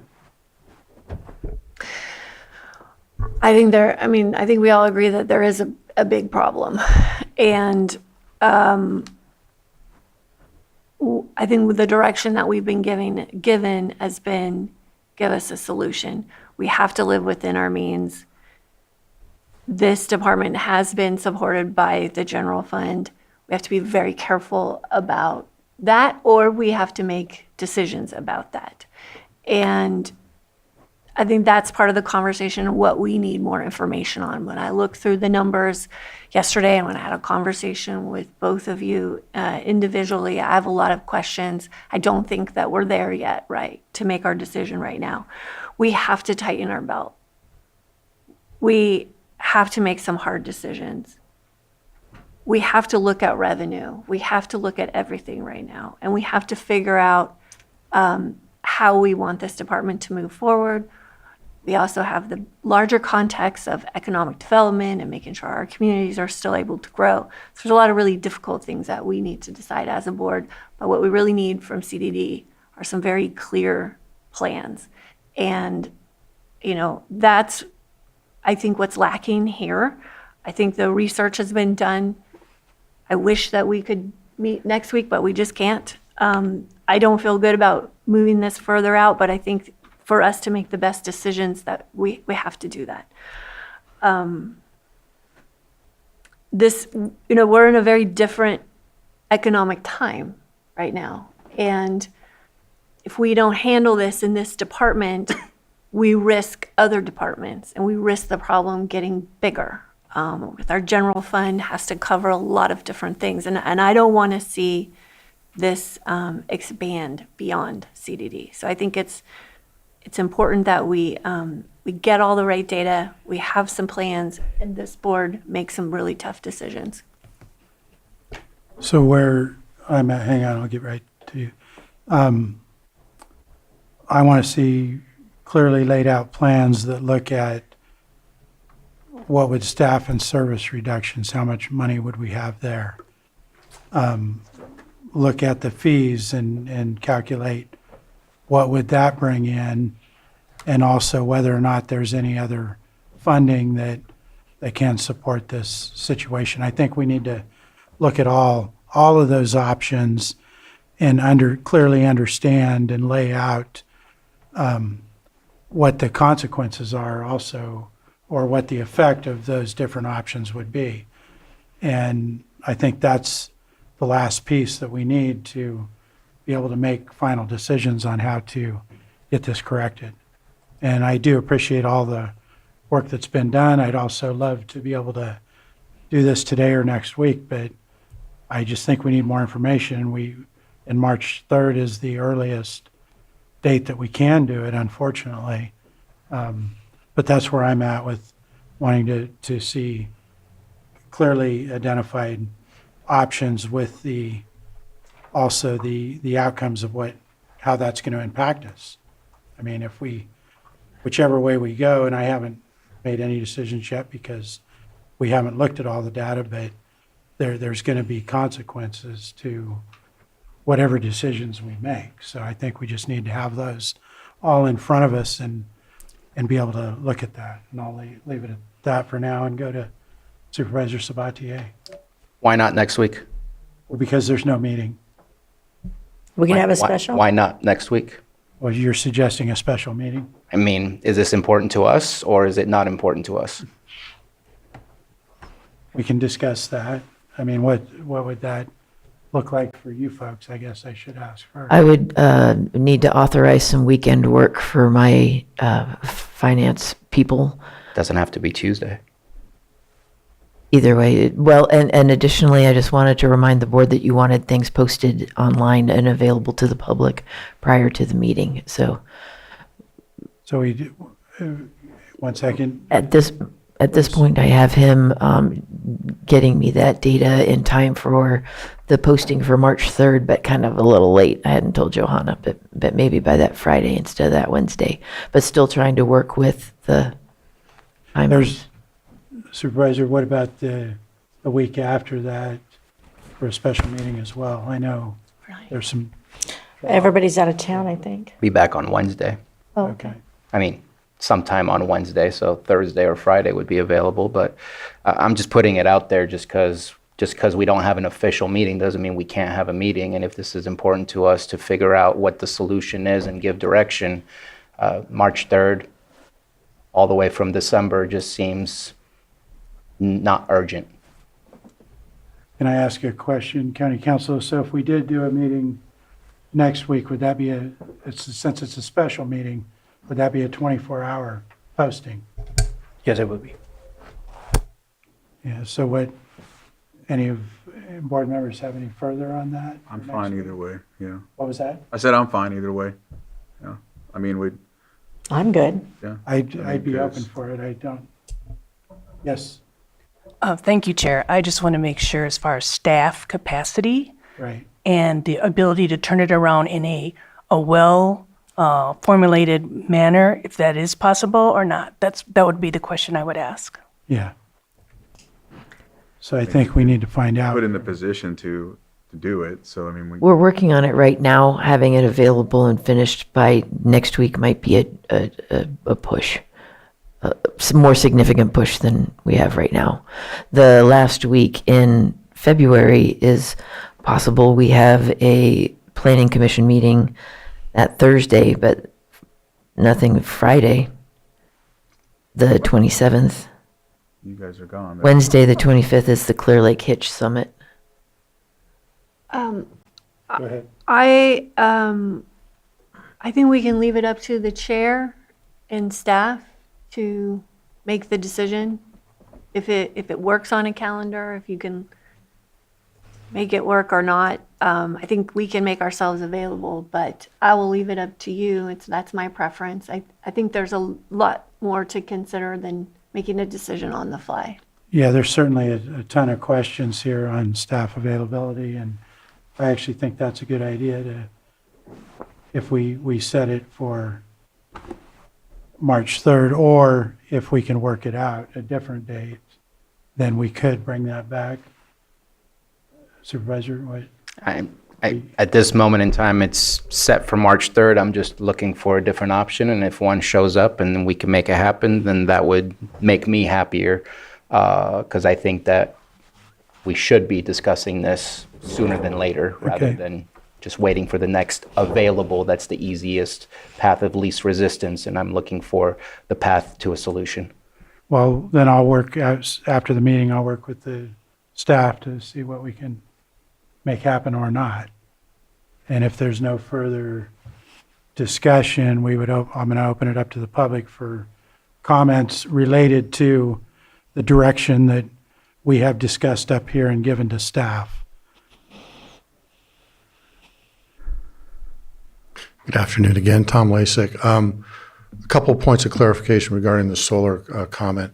PG&E isn't stopping as of April 1st. They're changing the rate structure to, it's not zero, but it's much lower than it was before. Okay, thank you. The other thing I would respectfully point out is that to what Mr. Sabatier said about, going into the reserve and things of that nature, I think that somewhat misses the point. From a public's perspective, tapping into the Building and Safety Reserve was behind the scenes. It wasn't transparent. You didn't find out about it until 3 years later that that's how a significant portion of that department was being funded. While there might be other departments that use reserves, reserves are typically meant for special projects, special programs, and contingency. If you're going to go into a reserve, it should be reported and be transparent, top of line when you have your budget. It is obscuring the true cost of operations when you put it into the reserve, and you don't have the controls, the governance, and the oversight that reserves typically have. And quite frankly, when it's done that way, you've essentially created a slush fund. And that's not what you want.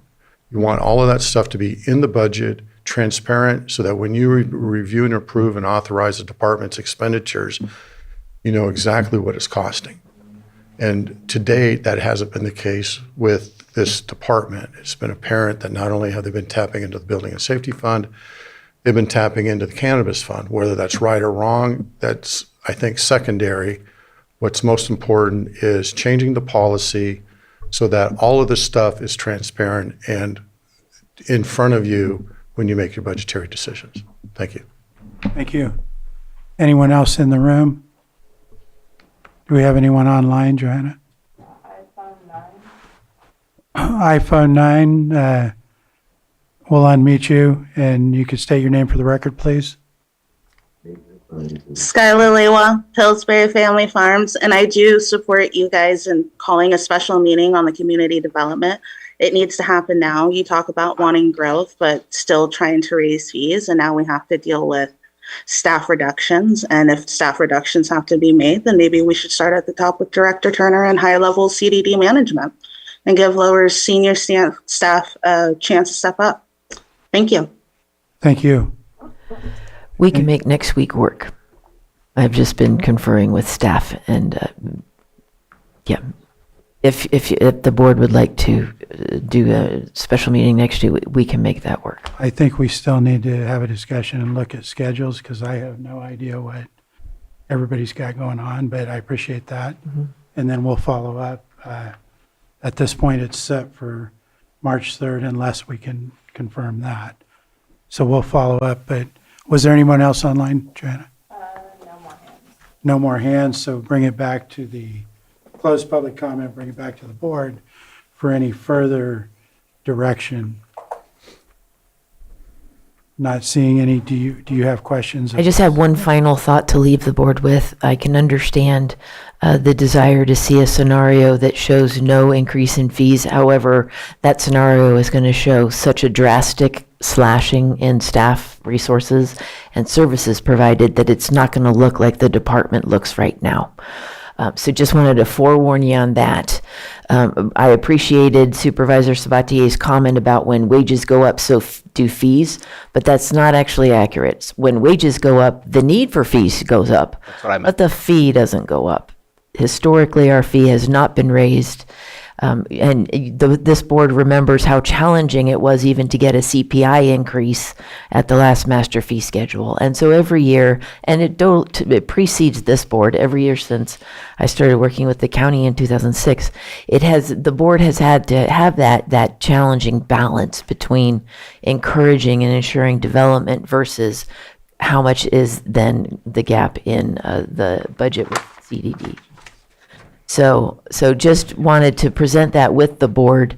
The idea of not raising fees at all is not likely.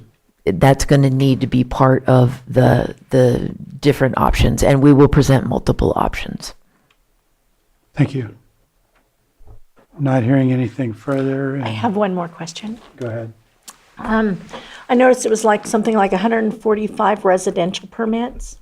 Was that for houses to be built? What was that for? Because it just said residential. That is likely for stick-built and manufactured homes, but I need to defer to staff for that. That wasn't my slide to present, so. Okay, yeah, if that you one can just get me the details on that, because I know a few years ago when I was campaigning, it was something like 30-something homes built, and then looking back on it, it's listed at over 100.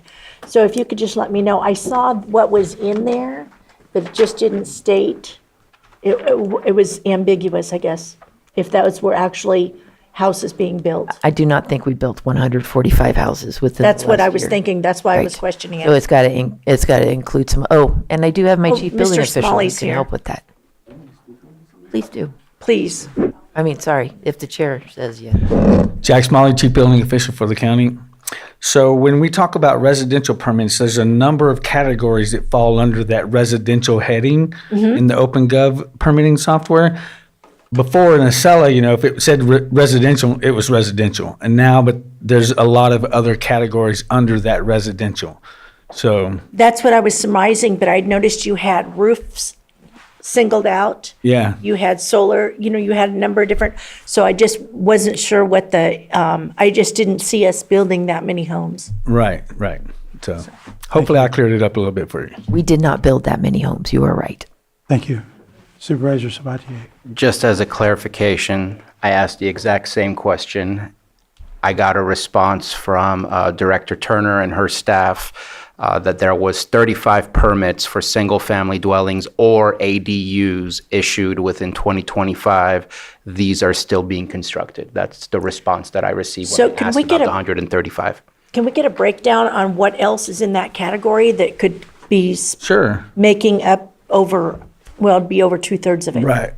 Right. And I think Supervisor Sabatier's numbers would be closer to what is actually being built. And if they're not finalized yet, they're still in a different category as issued, not completed.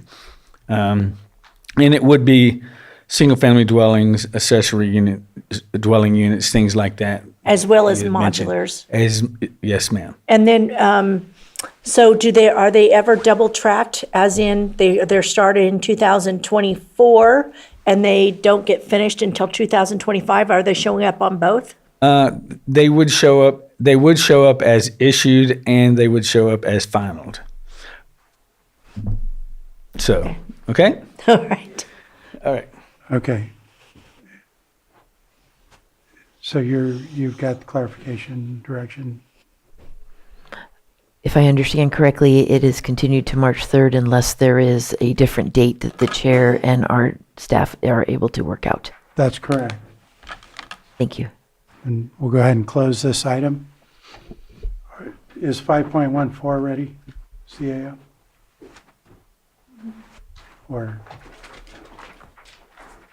Why don't you take up 7.5 and I'll make sure Jesse is online. I'm going to take up item 7.5. This is consideration of the following advisory board appointment. 1, Fish and Wildlife Advisory Committee, and 2, Middletown Area Town Hall. And be ready for discussion on that from board members. Good with Chris McLeod. She's excited to get back on. Okay, any further on that? I'm good with that. Middletown Area Town Hall, I'm going to accept Tara okay. Ybarra for Middletown Town Hall as an alternate. Okay, if there's nothing further, we'll go ahead and open this up to the public. Is there any member of the public that wishes to comment on these appointments? Not seeing any in the room. No hands online. I'll bring it back to the board for action. And I have my personal opinion on Michelle Scully, but she's not in my district. We're good with that? I'm good with that. Okay. Yes, sir. Then I move to approve Chris McLeod and Michelle Scully to their appropriate designation on the Fish and Wildlife Advisory Board. I'll second that. I have a motion and a second. All in favor? Aye. Aye. Opposed? That carries 5-0. I'd like to move that we accept Tara Ybarra into the Middletown Math as an alternate. Second. I have a motion and a second. All in favor? Aye. Aye. Opposed? Hearing none, that motion carries. And Mr. Chair, I apologize just for the record. That opinion was a positive opinion. Yes, that's what I heard. Want to clarify. Thank you. And now we're going to move on to our item 5.14, and we have special districts appearing on Zoom. Johanna?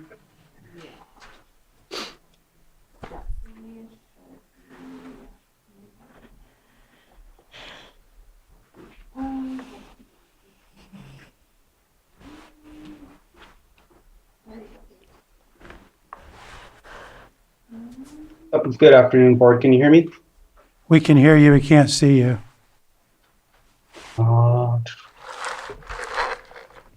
There you go. Okay. Good afternoon, board. Jesse Sarma, Lake County Special Districts. and here to present the item. So we are looking to amend the recommended action. The change we are going to implement here is we're going to award the bid and authorize the chair to sign the notice of award and for the project agreement. If there's any questions about the item I can answer here. I guess it was just a clerical mistake here with our title. Thank you. Do we have any questions from board? Anything further, CAO?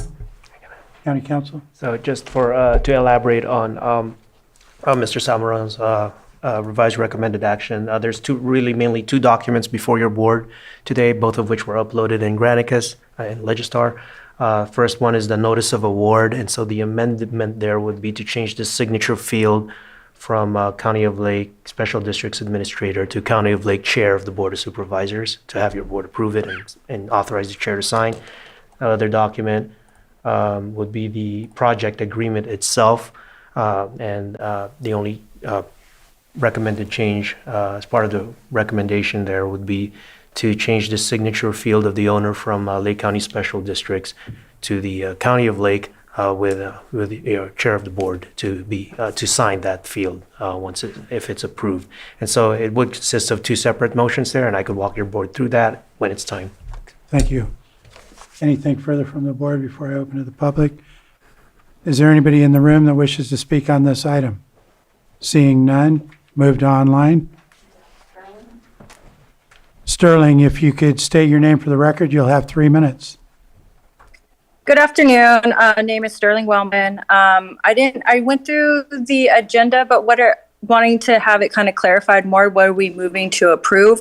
And if it has anything to do with the sewage spill in Clear Lake. Thank you. This was item 5.14 on the consent agenda, which is It's a a bid award for a water main replacement project in Kelseyville. in Kelseyville. It's a award bid for the Live Oak Drive water main replacement project. Has nothing to do with the sewer spill.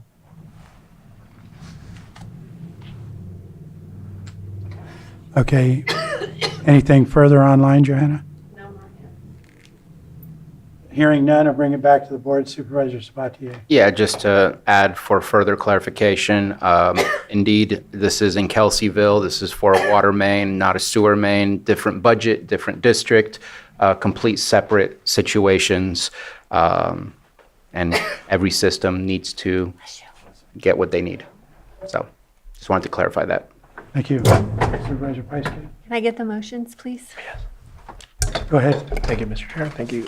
So the first motion would be motion to award, bid, and authorize the chair to sign the notice of award as amended. So moved. We have a motion? Second. Motion and a second. All in favor? Aye. Aye. Opposed? Hearing none, that carries 5-0.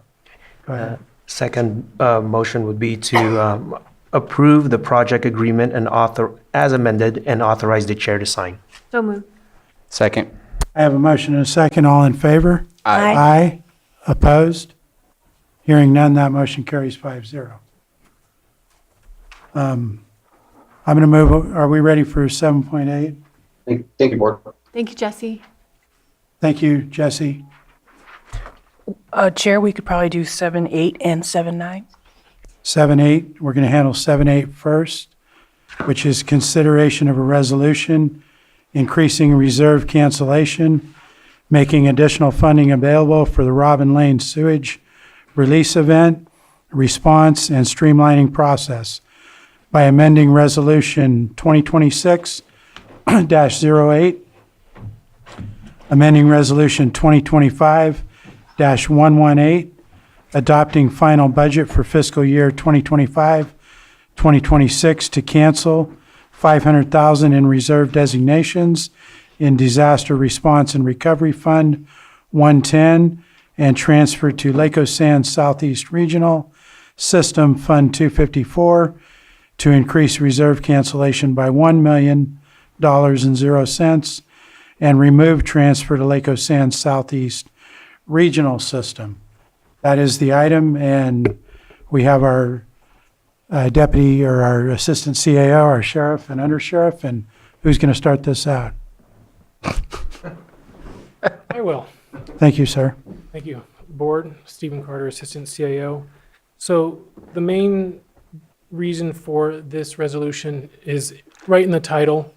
We're going to keep all the funds from when IC was taken over by the sheriff and the city.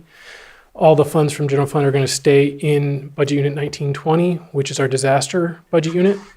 And we have already have invoices and or known expenses of a little over 1.2 million. It was provided with 1,143,000, but we already know of some more since then.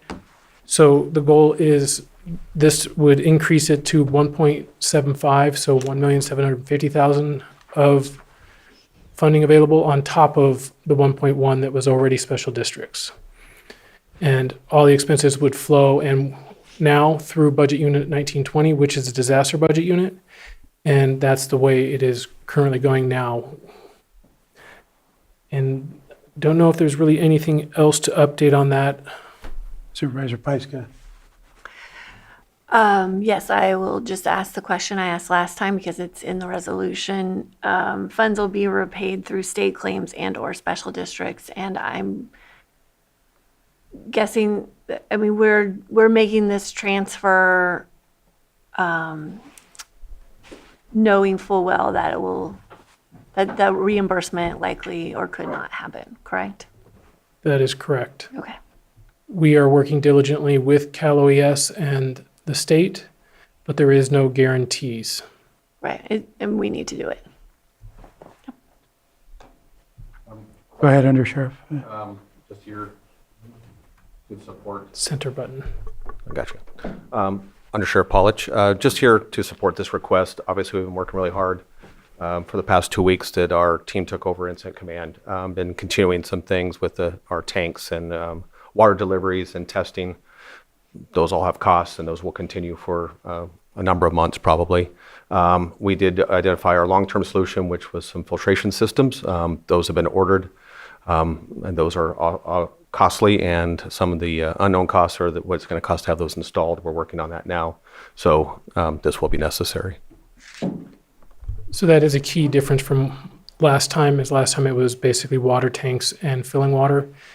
This time, this funding is basically, we would like it to be wide open because there's some filtration devices, well testing, tanks, water deliveries, laundry, basically everything. Okay. Supervisor Sabatier.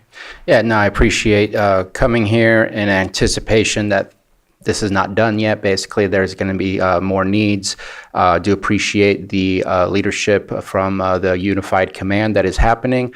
I appreciate your composure during the town hall meetings, where every time there's an emergency, no matter what that emergency is, you're dealing with people's emotions, people's frustrations. I do appreciate the way that you've approached this, both in dealing with the public and in trying to resolve the problem, and just greatly appreciate that we're doing this in a proactive fashion rather than a reactive fashion at this moment in time to prepare for what's coming. So thank you. Looking forward to approve this. Thank you. I just wanted to thank them for stepping up and getting in the mix. Thank you. It obviously takes a team, and we have a lot of good people working on it and working hard for the last 2 weeks and putting in a lot of hours. So thank you. What's appreciated. My question at this point is, with everything we know, are we confident that the 1 million is enough to move us forward with what we know right now?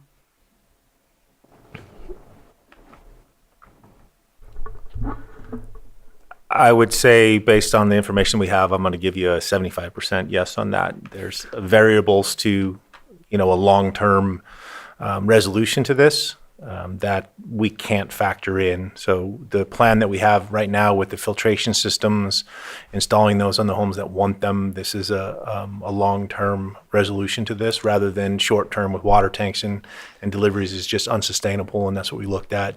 The command team and the incident and through OES, we looked at that, and that's just not a feasible long-term plan. So the filtration systems were, and that's the direction we're now moving. But we can't say that there's not going to be something that's going to pop up in the next month, or once we get these filtration systems installed, there may be some other problems that we're going to have to resolve moving forward for that long-term solution. So I'll give you a 75% on that. We think it's going to be enough based on our numbers, but can't be 100% certain at this point. Understood, and I appreciate that answer. Supervisor Sabatier? Yeah, just a brief comment. I know I spoke with the city manager yesterday. I don't know what our numbers look like as of now, but I know that we've moved over to a online application to apply for the filtration systems as well as the tanks, and then there's a review to see if the tanks are eligible for those individuals. The first numbers that I got, which I think were either Monday morning, they were probably yesterday morning, seemed low. I think there's confusion. I think there's some people who don't know how to use the system, a number of things. I hope that number climbs, but I think that I know I'm paying attention to the number to see if I need to maybe do a little bit more outreach to make sure that people are aware. If they say no, they say no. We're not going to force anybody to do something they don't want to do, but I'm just paying attention to that, and I just want to alert you guys to that situation. We discussed that at our meeting this morning, and we are making phone calls to all the numbers we have. We have quite a few phone numbers for all the residents out there, so we're going to make phone calls directly to them and ask if they want it. Obviously, we can't force them, but we'll make that contact so we can make sure everybody is aware. And that's part of what I appreciate that's happening. The other part is I know that we're taking out now 1.75. Do you have a balance of what's left in that budget? Then that reserve is different than the budget. Oh, yeah, in that reserve, since we're pulling it from the reserve. I know at one point we had 4 million. I thought we added another million in there in our last Just over 5 million budget. before taking this out. So it was just over 5 million? Okay, that's what I thought. So 1.75 leaves about 3.25. Yeah, okay. Thank you. Anything further from the board at this point? Not seeing any. I'll go ahead, Mr. Carter. Because the filtrations were brought up, I did want to say that in reaching out, we have ordered 100, and we plan on ordering it probably at least 50 more. So even with the expenses we have, it's only a piece of the puzzle. Okay. I'm going to go ahead and open it up to the public. If you could state your name for the record, and you'll have 3 minutes. Good afternoon, Tom Lasik. I attended the Wednesday meeting. I thought, congratulations, or thank you for what the Sheriff's Department has been doing. One of the things I am concerned about is that on the filtration system, the city manager for Clear Lake mentioned that they weren't going to, that the responsibility for ongoing maintenance for those filtration systems were on the resident. And also earlier in that his report, he said that the recovery process could take several months. I would respectfully suggest to assume that until the situation is back to baseline, whatever that is, that the county will probably end up having to pay for additional lamps and filters. And those can be, I don't know what the cost is, but it could be somewhat pricey. That tends to be a typical liability thing. So at least from a contingency standpoint, you should bake that into your forecast. Thank you. Thank you. Do we have anyone else in the room?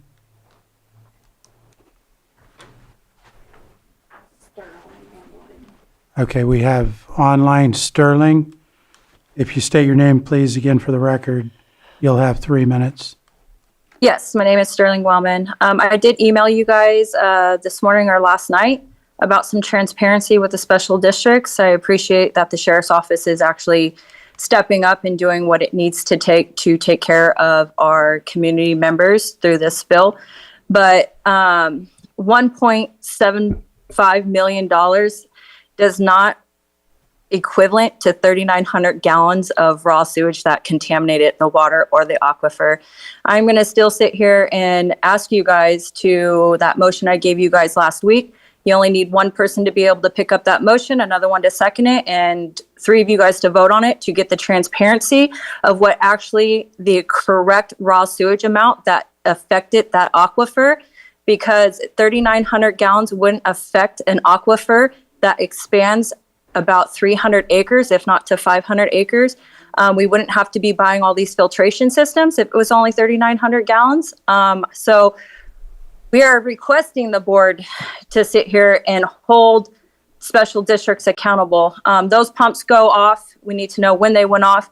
If they even had 30 pumper trucks, they had to come from out of county. How long did it take for them to get here to pump Station 1 and Lift Station 2? Because if we turn those off, like I explained last week, you would have backup somewhere else in the county that was not, in Clear Lake, that was not documented. So even with 30 pumper trucks just pumping Lift Station 1 and 2, saying it's around 30 to 45-minute trip, you would still need probably about 20 to 30 more lift trucks, the pumper trucks, to pump what they stated was pumped off the ground. So I am just requesting that you guys actually step forward and hold them accountable and give the people the transparency that they deserve. Because if we're spending $1.75 million, it's way more than 3,900 gallons. Thank you. Thank you. Anything further online? Cassandra, if you please state your name for the record, you'll have 3 minutes. Hello, can you hear me? Can you hear me? Yes, we can hear you. Good morning, supervisors. My name is Cassandra Holbert. I want to thank the board for bringing forward this item and recognizing that additional funding and streamlined processes are necessary. I support this action. I do want to emphasize that as these funds are being made available, it is vital that they translate into visible on-the-ground progress for residents. Today marks 31 days since the spill occurred, and I want to note for the record that tank installation and access to clean water has slowed down, while there are still residents who do not have tanks or reliable access to safe water.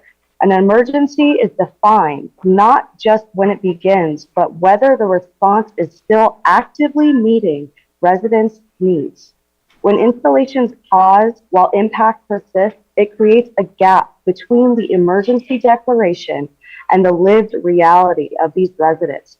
I respectfully ask that this funding be prioritized for direct resident impacts, water access, mitigation, testing, and clear communication, and that progress be regularly communicated so that the public can see how these resources are actually being deployed.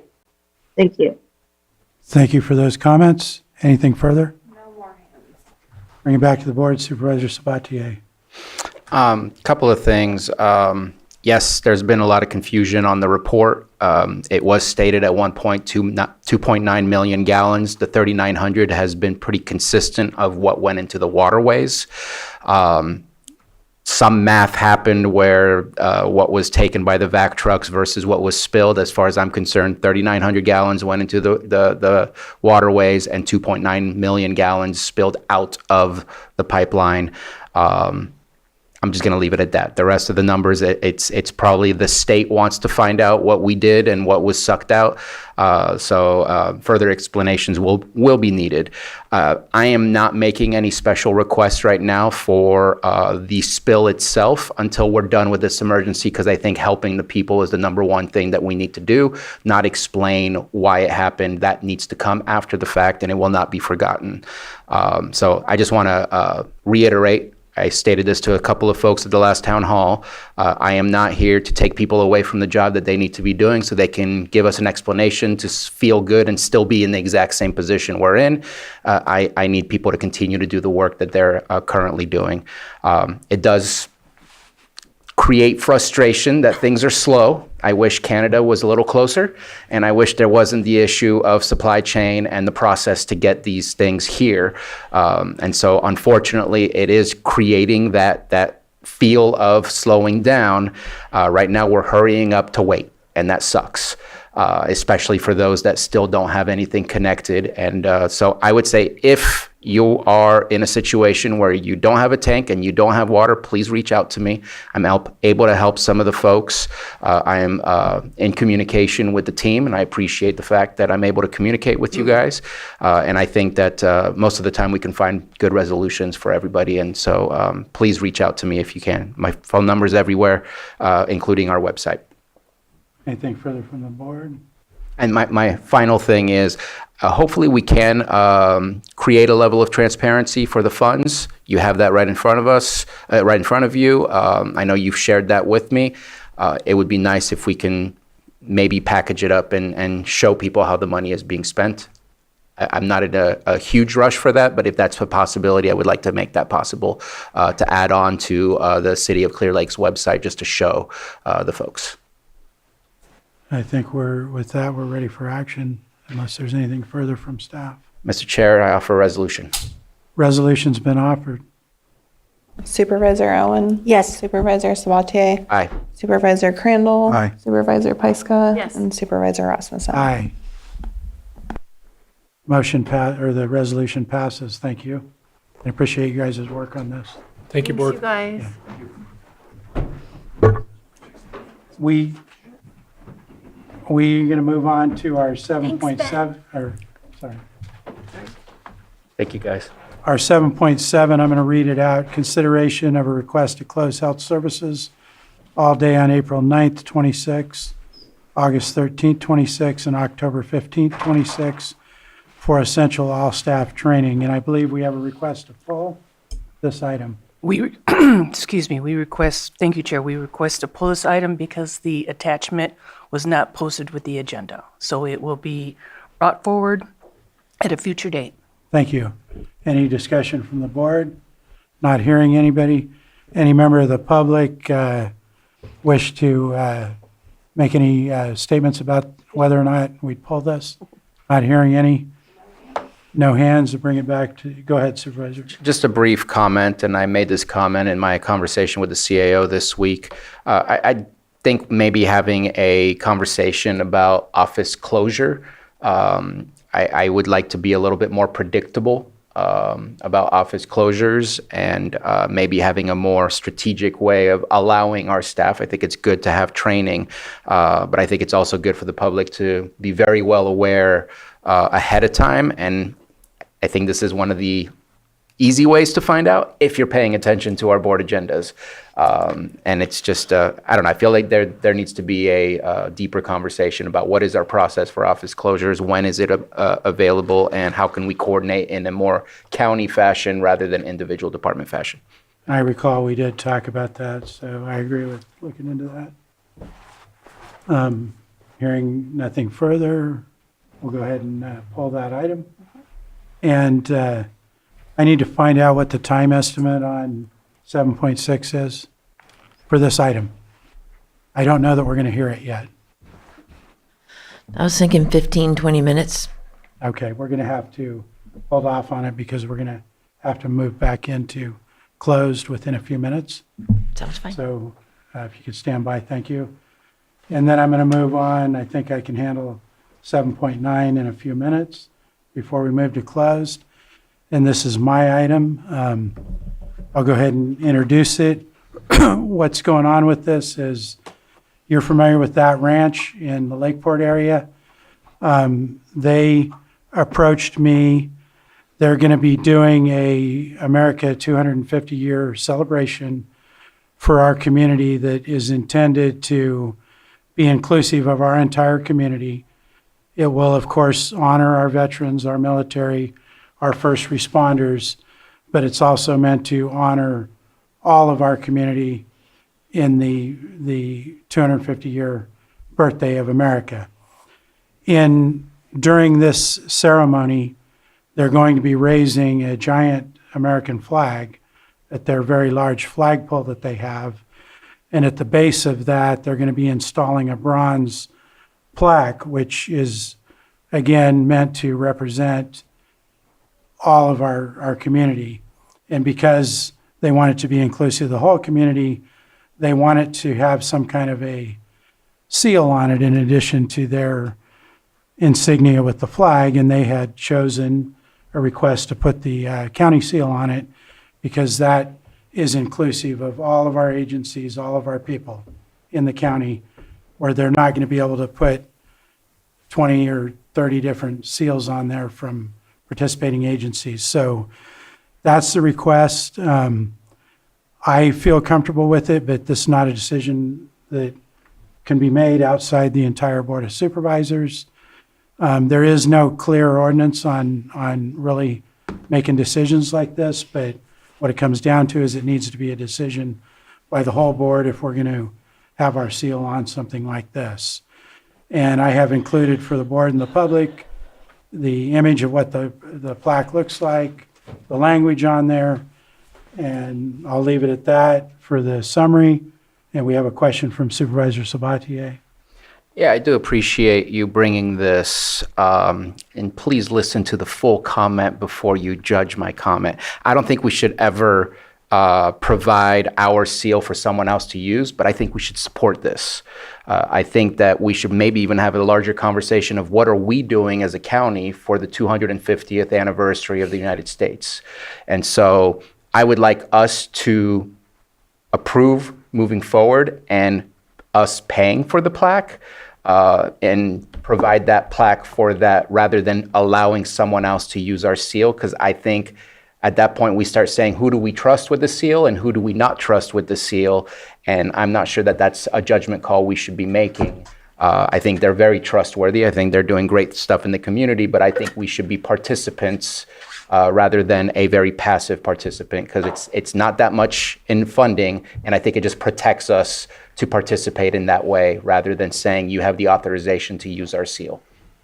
So what you're saying is you're okay using it if we pay for it, we sponsor the plaque, and then we have placed it there. Because, I mean, we give proclamations out all the time. It has our seal on it, but it's coming from us. We're not giving them the authority to use the seal on their thing. And so again, it's America's 250th birthday. What are we doing? I think we should have that conversation, and this could be something that we support in one of the things that we do. Okay, Supervisor Pyska. I think I like the plaque, how it's designed. I like the seal. I think giving permission is good. I don't know if I agree with paying for the plaque because it's private property. It's not open to the public, and I think that's just my difficulty of like I'm happy to support it as is, but if this was in a park or someplace that was accessible to the public, it would be a different story. But because it is private property, and because it's in a place where you would pay to visit, I don't think it's appropriate for us to pay for it. Okay, anything further from the board at this point? Then before we discuss further, I'll go ahead and open it up to the public. Is there anyone in the room who wishes to comment on this?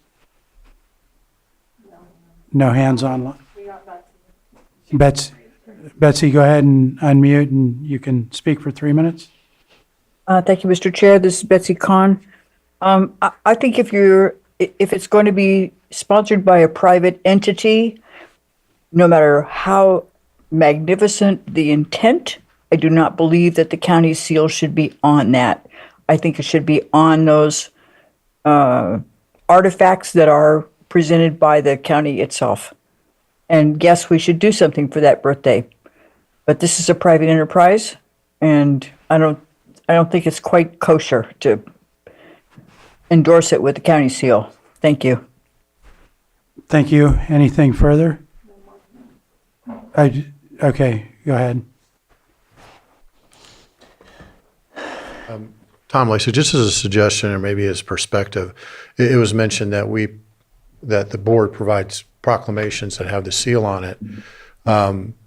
In theory, those proclamations are probably brought home and are on private households similarly. So I think it's really a good discussion to have about how the seal is properly used to make sure, the county's endorsing things. I think the concern is well founded. It is on private property, but so are, the decrees that we see handed out and things of that nature. I do think maybe a way forward, because it does sound like a really good thing, and they do sound like a magnificent organization, is to fund the effort, and that gets us out of the legal tangle and the appearance of impropriety. Thank you. Well, thank you. And it looks like there's no further, so I'll close public comment. I was comfortable with doing it this way, otherwise I wouldn't have brought it to the board, but go ahead. No, I was thinking about it and I just taking it all into consideration. And I feel like since it is going to be private, I'm good either way. But what I really want to say is that if it's going to come to us each time when we're considering something like this, it's a case-by-case scenario. There could be a group that's bringing it to us that we definitely know, that wouldn't be a good idea. But so for me, I'm okay with this one and just going forward with it as it is. I think they're going to use it for the right reasons. And I do think about what Betsy said, though, also, but not in that context. I think about it in a context of it's 2100 or 2100, and they look back or something like that. It's 2090, and they're looking back, and I don't know what could happen from that point on. But when you think about, did the county pay for it, and then we get into this argument. I'm just kind of doing that one thing rabbit hole. But either way, if we come back here and we discuss it and decide if we're going to allow it or not, I'm fine with it.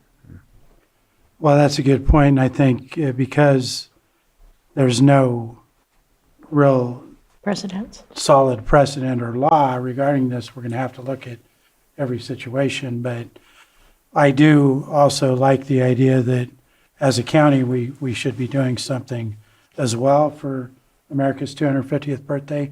I think we're going to have to bring that back as a separate discussion because it's not in front of us. But at this point, I don't want to, this is time sensitive. That's why it's in front of you today, because it takes time to get those. And this is coming up May 2nd, and we still certainly have time to bring something else back. Go ahead. I'll go ahead and take one more comment, even though it was closed. It's Lisa. Lisa? State Thank your name. you. This is Lisa Wilson in Clear Lake. I support Bruno's suggestion that private enterprises should not use the county seal. I also support the idea that the county should figure out something to celebrate our 250th celebration. Thank you. Thank you. Go ahead, Supervisor Owen. I'm for them having the seal there on that property, and I think it does need to be addressed by case. I don't have a problem whether we provide it is a great idea, or whether they pay for it, make a donation to us or something for it, or something along those lines. As far as the next step, I would like to see us do something for the 250th also, but closer to the 4th of July. So closer to the actual date, it would be, and that would give us enough time to really plan something nice. So I think I would like to see that put on the agenda so we can start discussing it. And I don't know if we want to have an ad hoc or if we want to have a committee to kind of start looking into what we're going to do, whether we're going to do something countywide or if we're going to do something like here in Lakeport, or how we're going to handle it. Well, So we'll we figure out bringing that back. Yes. For that portion of it. Mhm. And then, so if we have action on this item, is there? The question, I think we're all for it. The question is whether we're going to buy it or whether they're going to pay for it. Well, we're going to have a motion or no motion. I'll make the motion as is. Go for ahead. you. Okay. I'll approve, Mr. Chair, I move that we approve the use of the county seal for a plaque celebrating 250 years of America and the patriots of Lake County's communities to be installed at that ranch. Second. So I have a motion and a second. All in favor? Aye. Aye. Opposed? Nay. Motion carries 4-1. Thank you. We'll go ahead and close that item, and we're going to move back into closed session. We call our open session back to order at 4:05, and we're going to move on to our 7.6 untimed item, which is consideration of a request for board direction regarding establishing regulations for short-term rentals and low-impact camping. And with that, I'll turn it over to Director Turner. Thank you, Mireya Turner, Community Development Director. The board requested that I bring to you the topic of short-term rentals because it's about time. We do have two things in our code, bed and breakfast and bed and breakfast inn. But years ago, as the online platforms, the vacation rental platforms started to develop and gain in popularity, it was for whole house use. Which has sort of come to the forefront. Neither of the bed and breakfast or the bed and breakfast inn options allow for a whole house rental. And so we started years ago having questions from people who were trying to do things right and get their permits, ask about a permit so they could join Airbnb. And the planning division unfortunately had to tell them, we don't have any option in our zoning ordinance to allow for that type of a usage. So I appreciate that the board finally said, hey, let's start looking at this land use matter to try to bring our code up to date. And our staff reviewed, I think, 11 different examples of jurisdictions, both cities and counties, of short-term rental policies. And they really kind of ran the gamut. You've got some jurisdictions that are really hands-off, let the market decide. Others are highly regulatory. And so I sort of just, instead of giving you a 11-column table, I kind of just summarized it in the things that are listed in your staff report, of basic types of criteria that are regulated and what we found in that research. And so typically you'll see it could be in any zoning district that allows for residential. You do have principal residence options and some jurisdictions which are still only in not quite whole house options, but rather shared or in a primary residence. The term of permit changed anything from 1 year to 7 years. Maximum of stay varies by district. Signage was all pretty much the same, very minimal signage. You can identify your house as this is a vacation rental, but you didn't want a lot of flashy stuff, which is great since most of these are located in your residential neighborhoods and you want to maintain the quiet residential character. Parking, we saw some jurisdictions that limited the short-term rentals availability by the amount of parking that was available. Because one of the conflicts we've seen arise just in general, anecdotally, is people using a house as a vacation rental. 95 people all join in for this really large house, and there's 2 parking spots. And so they're overflowing into the road, impeding traffic, causing a problem. Oops, excuse me. One other criteria I noted reading all those different ordinances was the jurisdiction really stressed an extended or public outreach effort in order to bring together people from different parts of the industry, as well as residents, as well as members of the public, all to come together to talk about where do we want these? How many do we want total? Do we want a number which is a percentage of our overall housing stock that we have available? Or do we want to regulate it by community? And so that process and that outreach helped to sort of guide those recommendations and ended up guiding those guidelines. I would recommend that the board establish an ad hoc committee. I can understand that we're sort of playing catch up with our land use regulations to sort of address an industry that is already present. And I know that our treasurer tax collector is also parallel bringing to you updates to address the transient occupancy tax also. So this is a great time for us to get moving on this, but I do recommend that the board establish an ad hoc committee so that we can start with a very strong basis of what our residents want and what our business owners are looking for. Should the board be interested, I made a suggestion of members of the ad hoc committee And I would prefer it to be an ad hoc committee that is based out of community development rather than the more cumbersome ones that include supervisors and have to be Brown Act and all that stuff. But and so it would include a representative from our tourism improvement district, one of our local chambers of commerce, fire chiefs, housing specialist, business association. We have a number of local business associations. Any one of them would be great. And maybe a short-term rental owner. And I didn't write it down, but maybe a public, just a member of the public who is interested, but doesn't own a short-term rental. Also open to any other ideas that the board may have. One suggestion in a conversation I had with Supervisor Pyska was to make sure that we have EH involved, because some of our remote vacation areas may not have suitable water and sewer. And so we want to make sure that that's covered. So I know EH is really strapped. And if the board didn't have an EH representative on the ad hoc, we would definitely make sure that any recommendations were passed through that group, that division of health services.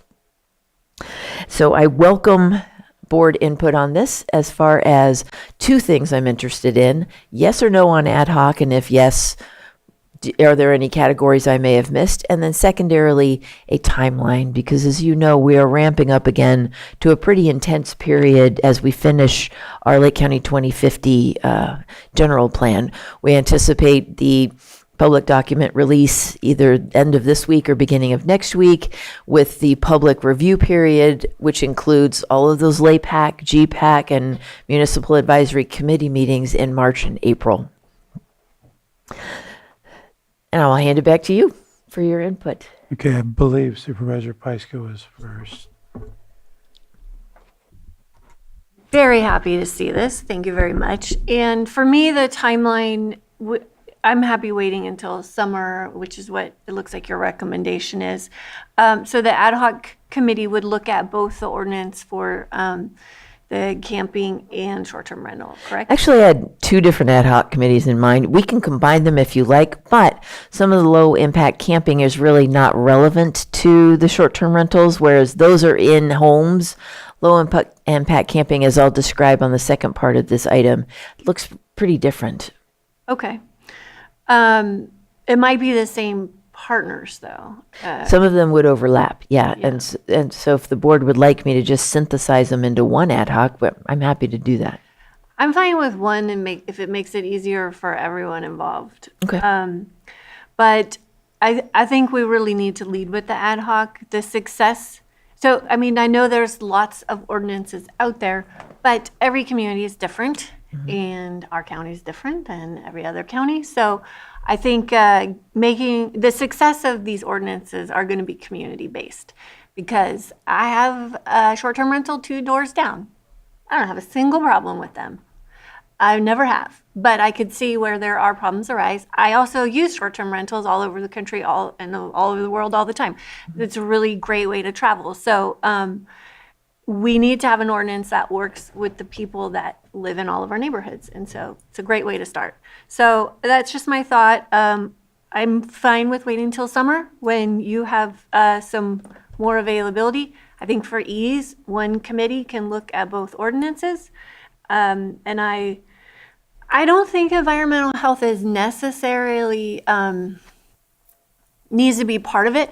I just think we need to have standards. So I am aware of listings where there's not a water supply, or there's a water supply that's not regulated, and I have a hard time, if people want to live there, then they know what's going on with their water. That's one thing. But if you have guests coming in and they don't know that their water is not treated, that I think could be a problem. And so I'm, obviously not going to make a decision on that today, but it's something for the group to consider, us to consider, how we want, because these are visitors that are coming into our county. We want to make sure they're having a good experience and not having a unpleasant experience with a situation that they might not know about. So those are my thoughts. All right, Supervisor Owen, and then we'll go to Supervisor Crandall. I'm excited about this. I had spoke with Cassandra with Hip Camp, whom I know you also spoke with. Mike? Oh, Mike, sorry. Okay. I had spoke with Cassandra with Hip Camp a few different times. I know I'd met her down in San Jose in December. And then since then, we've spoke a few times on the phone. And I kind of picked her brain again yesterday. I know that Harvest Host and Hip Camp are already both operating here in county. So the state regulations, I think, just for a basic layout, I think that they're pretty well put together. I was talking to Cassandra to see if there was, like where they've seen issues in the past. And I would like to keep things as simple and basic as possible myself. If we did something like just require a business license, and then they sign up for their TOT tax, I think that would probably be sufficient. And according to Cassandra, that was one of the things she had mentioned. The number of people per sites, and then whatever we already have standards for setbacks.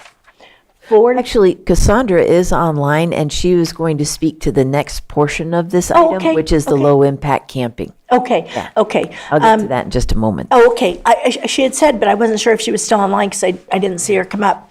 So I know that it varied a lot, and she had, I believe, sent you some statistics on San Bernardino and all the different counties. I would like to keep it as simple as possible with the low impact, depending on whether if they've got a self-contained unit with bathrooms, or whether we have to, say, for instance, the public had to provide porta potties would be sufficient on that. If it's dry camp, then they usually are expected to bring their own water. So I think a lot of that is already drawn out in the state regulations. Mm-hmm. So I don't think there's a lot to do. I would like to see it in place, and where we can start accepting that ASAP. I think people usually are camping by April, May, depending on the year. So I would like to see this. I don't think there's a lot of work to do. Other than checking with the setbacks, if there's something different, because there was a wide variety in setbacks pertaining to I was going to different cover counties. that actually after I got your input on short-term rentals. Okay. In particular, if you had any concern with combining the two ad hoc committees into one. Well, the only thing I would say about that is I would rather this stand separate so that we can get it through. I think that there's less work to do because it's already been laid out at the state, how it can concur. So the regulations, everything's already done for us. It's just if we have to tweak something. Should the board like, I can move on to the low-impact camping portion. I want to let supervisors Thank you. go first. Supervisor Crandall? Oh, yeah. Yeah, no, I'm glad this is coming to the board for this. Been looking at a short-term rental ordinance for quite some time. I think I went up with Patrick, and if we had an ad hoc committee, they would be part of it, right? I think I heard you say that, yeah. Well, we would synchronize with Patrick. His is coming from the taxation side, and mine's more from the land use side. So we don't really have a lot of overlap, but we'd make sure that it worked together.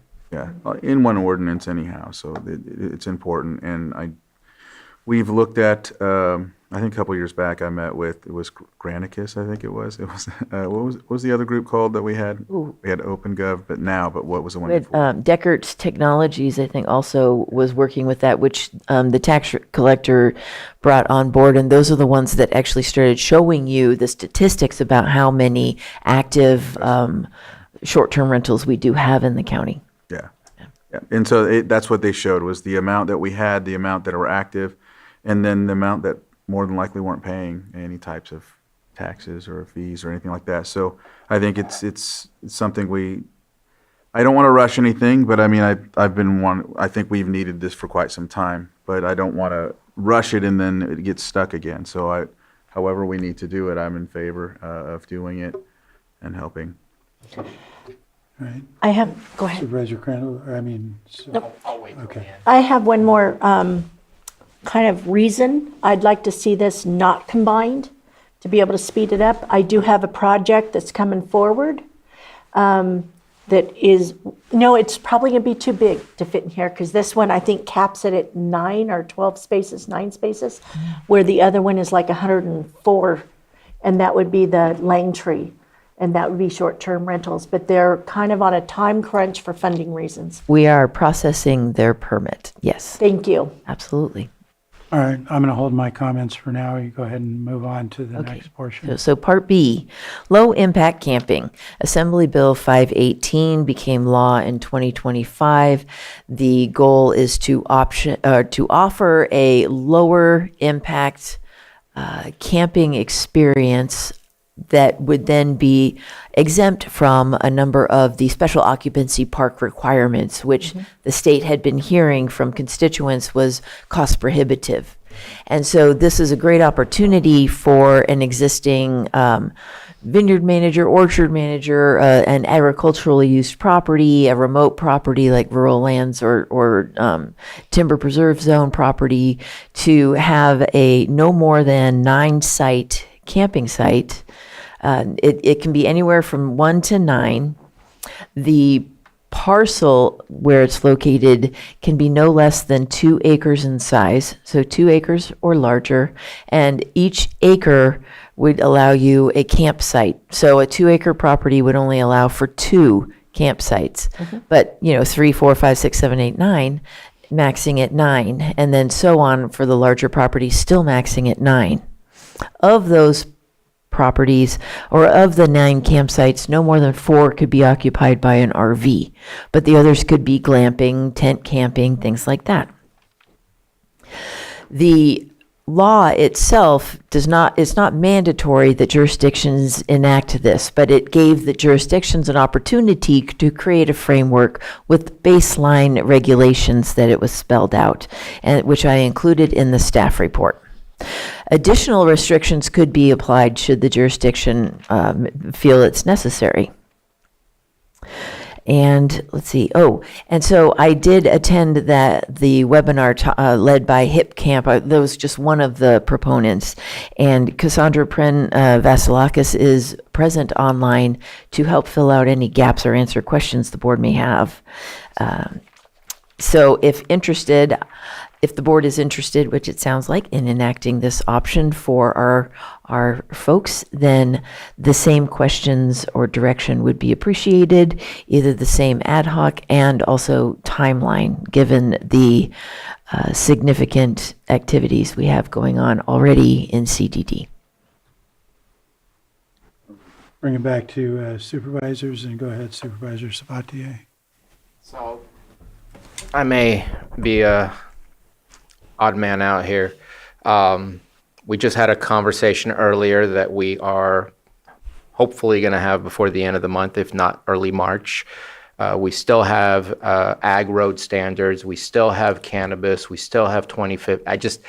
I feel we're adding on top of things that I'm not seeing getting accomplished yet. And I know some of them, it's a matter of time, but I don't feel it is a good thing to add something when I'm not seeing things getting done that we've added on the list a long time ago. I know we're saying summer, but what's the purpose of putting it on the list, if not maybe a little bit later and saying, let's put it on the list because now we're ready.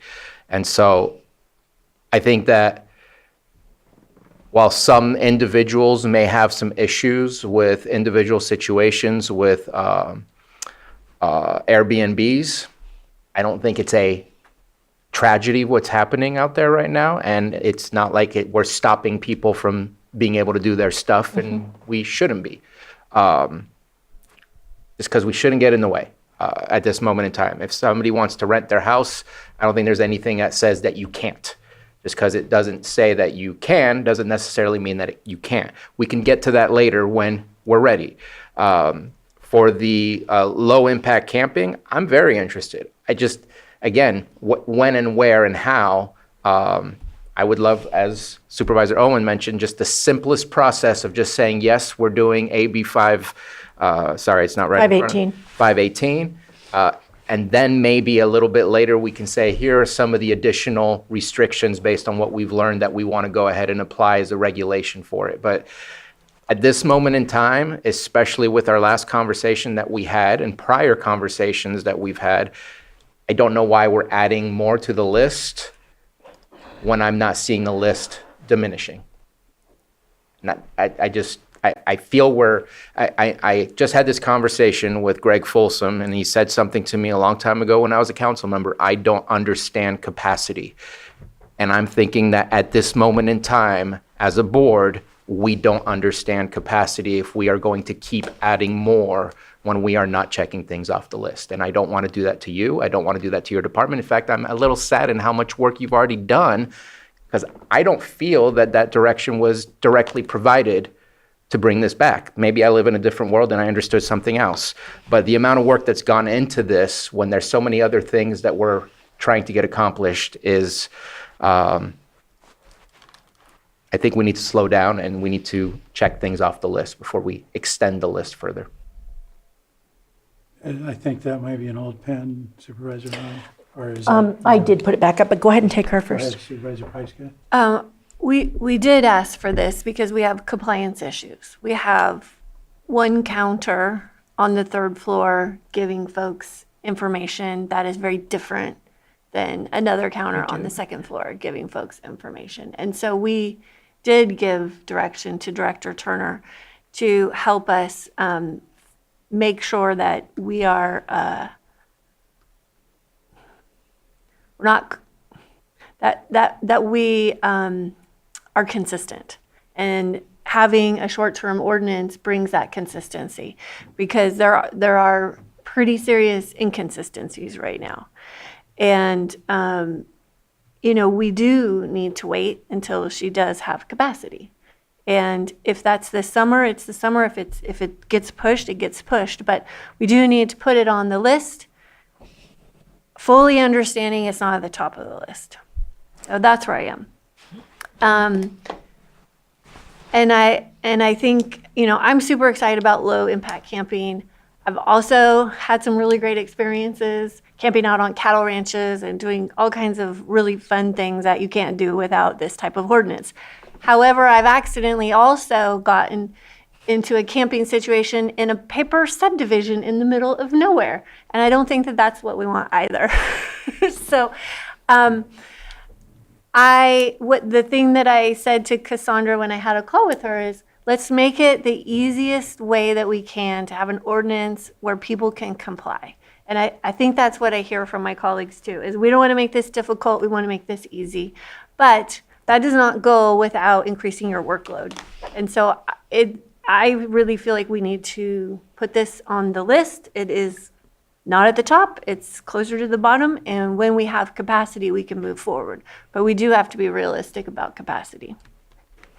Supervisor Owen.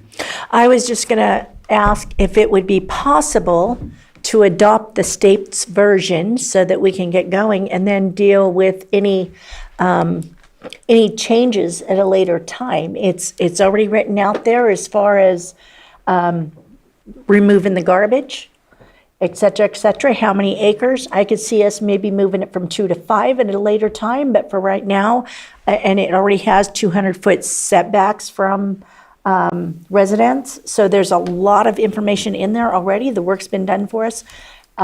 What is the feeling here? Do we want to go with the state's version and then make adjustments later when we have the time? If I could make a recommendation, I would split the two, short-term rental and low-impact camping. Yes. Low-impact camping, instead of an ad hoc, let's have a meeting. Farm Bureau has already said they'd be happy to participate. I'd like to have at least a meeting with the minimum standards that are set out by the state to see if the fire chiefs and the Farm Bureau, probably Ag Commissioner and Tourism Improvement District, if they have no concerns, I'd be happy to whip up that ordinance and bring it back to the board. Short-term rentals, I would encourage us to have an ad hoc and a little bit more formal, only to answer some of the questions that I think will ease the way for consideration of that when it does come back to you. as far as timeline and capacity, and boy, do I appreciate that this board is concerned about that. Article 27 is scheduled to come before you on March 3rd, because we had to wait until we had all three of you, and it's a 20-day notice period instead of a 10-day notice period. Anyway, it's coming on March 3rd. We're already working on 73 to get a rough draft to get to county council. Not sure when that's going to be done. I did have a meeting with the Ag Advisory Committee, and then a subsequent meeting with Public Works on the Ag Road Standards, and have a proposal for that I am happy to bring to the board as just sort of a memo. Basically, I'd like to turn it over to the road experts to integrate into what is now an active update for all their road and design standards. To just hand it over to them, and they'll add it in. But anyway, that's not on your agenda. I could feel Lloyd looking at me. So back to what we have before us. That is the appreciation. I can move faster with the low impact camping, since the regulation is already very straightforward and minimal. And then take a little longer time, maybe starting at the end of April. So whatever month comes after April, May, June, this summer can start with short-term rental ad hoc committee and get that moving, because I do feel that is urgent. We can't continue to have this conflict between land use regulation and taxation. So I'm excited to get started on that, and we will have completed our public input period for Lake County 2050. Things will go back to the writing team on that aspect. Until it comes back to you in the fall. So that's a good gap right in the summer to move forward with short-term rentals. Oh, sorry. Okay, my thoughts are, these are both important. They go to our economic development, but at the same time, I've already heard the comments and I agree. There's other major priorities that we have to get done first. So I don't want to put a deadline and all that on here. I just want to get it, if we approve it, get it on the list so we can work on it when we can work on it.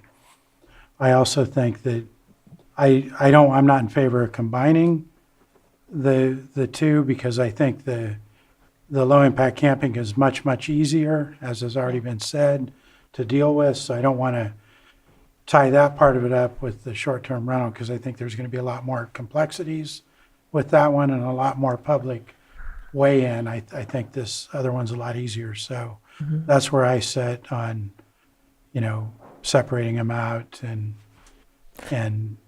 they're, if we approve them, they're on the list, but. With the understanding that I'm sorry, I didn't mean. No, it's to go okay. For you. Yeah. But with the understanding that the priority is 27, Article 73, our fiscal updates and those decisions moving forward, and Lake County 2050 public review period. I think that's what we're hearing from the board. I don't know if there's anything else, but those and anything else that we missed that's a priority, I think those are the critical ones. We're just, the way I look at it today, if we approve it, we're getting it on the list. Yes. For authorization to work on it when we can. So that's my comment. Is there anything further from the board? Do you want to, I don't see anything further. Do you want to offer anything from the folks that are online, or? I don't know if Cassandra would have anything to add. I think we've pretty much captured. Yeah, and we did get a lot of public comment. We did get public comment from Cassandra, so she'll certainly be able to speak in public comment when we open it up. I know there's an e-comment waiting from the Farm Bureau also in strong support. Okay, yeah, I believe I know we had several, so. Yeah, I believe that the farm camping is one of the things that I think that we're kind of looking at in this area. Anything further from the board before I open it to public? Not seeing any. I'm going to go ahead and open it up to the public. And the room is not very busy. Is there anybody in the room? Not seeing any. I think it's all going to be online. What was that? Lisa, we're going to unmute you. If you could state your full name for the record, and you'll have 3 minutes. Thank you. My name is Lisa Wilson. I live in Clear Lake. Last night, I attended a meeting of the Government Affairs Committee of the Lake County Chamber of Commerce. In that meeting, support for AB 518, low impact camping, was affirmed. The Lake County Chamber of Commerce supports AB 518 and urges careful implementation of a clear, workable ordinance that is accessible for landowners and right-sized for low-impact recreation. I will be the chamber representative when the ad hoc committee is formed. You also have my personal comments of support on record. I see that staff has a timeline that suggests ad hoc meetings would not start earlier than summer 2026. I encourage a further stipulation that meetings start no later than October 2026. Let's ensure that the work gets done in a timely manner. I also support 2 separate committees for short-term rentals and the low-impact camping. Thank you. Thank you, Lisa.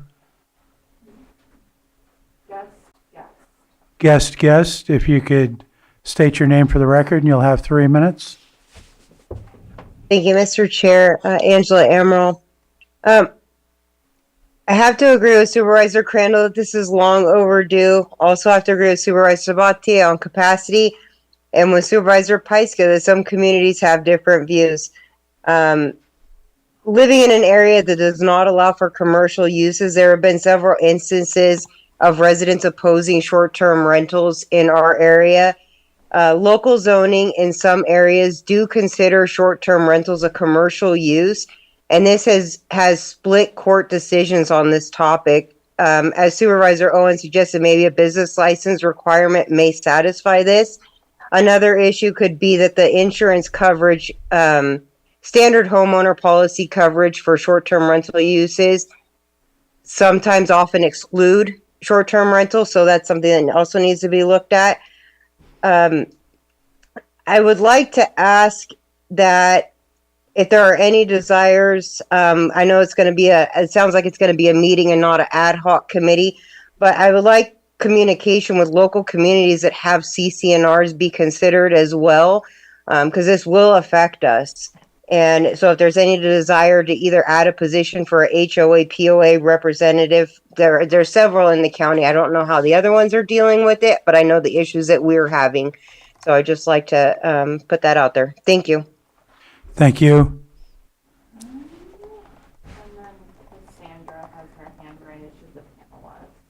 Cassandra, go ahead. Hi there, can you hear me? Yes.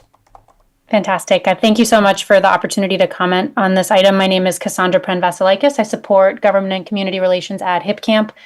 I really appreciate the board's attention to low-impact camping. HipCamp did work on the state legislation in close partnership with a coalition of folks, including the California Farm Bureau Federation and a number of outdoor recreation organizations, chambers of commerce, rural counties, and other agricultural associations. So we're excited to see the county's attention to this topic. And I just want to offer myself as a resource. We work very closely with counties across the state. And if there's anything that we can do to be supportive of this conversation in Lake County, please don't hesitate to ask. Thank you so much for your attention to this. Thank you.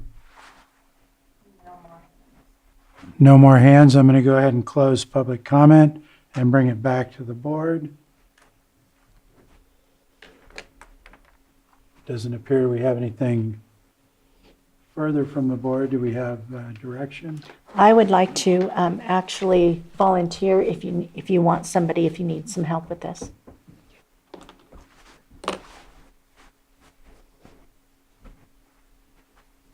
So I think we need to give direction. From what I was hearing is that that we want to work on it, but I'm not sure if we're clear on all the direction that we wanted to. What I was hearing is that we wanted to work on this, but not put a priority timeline on it. There's clearly many other priorities that need to get addressed.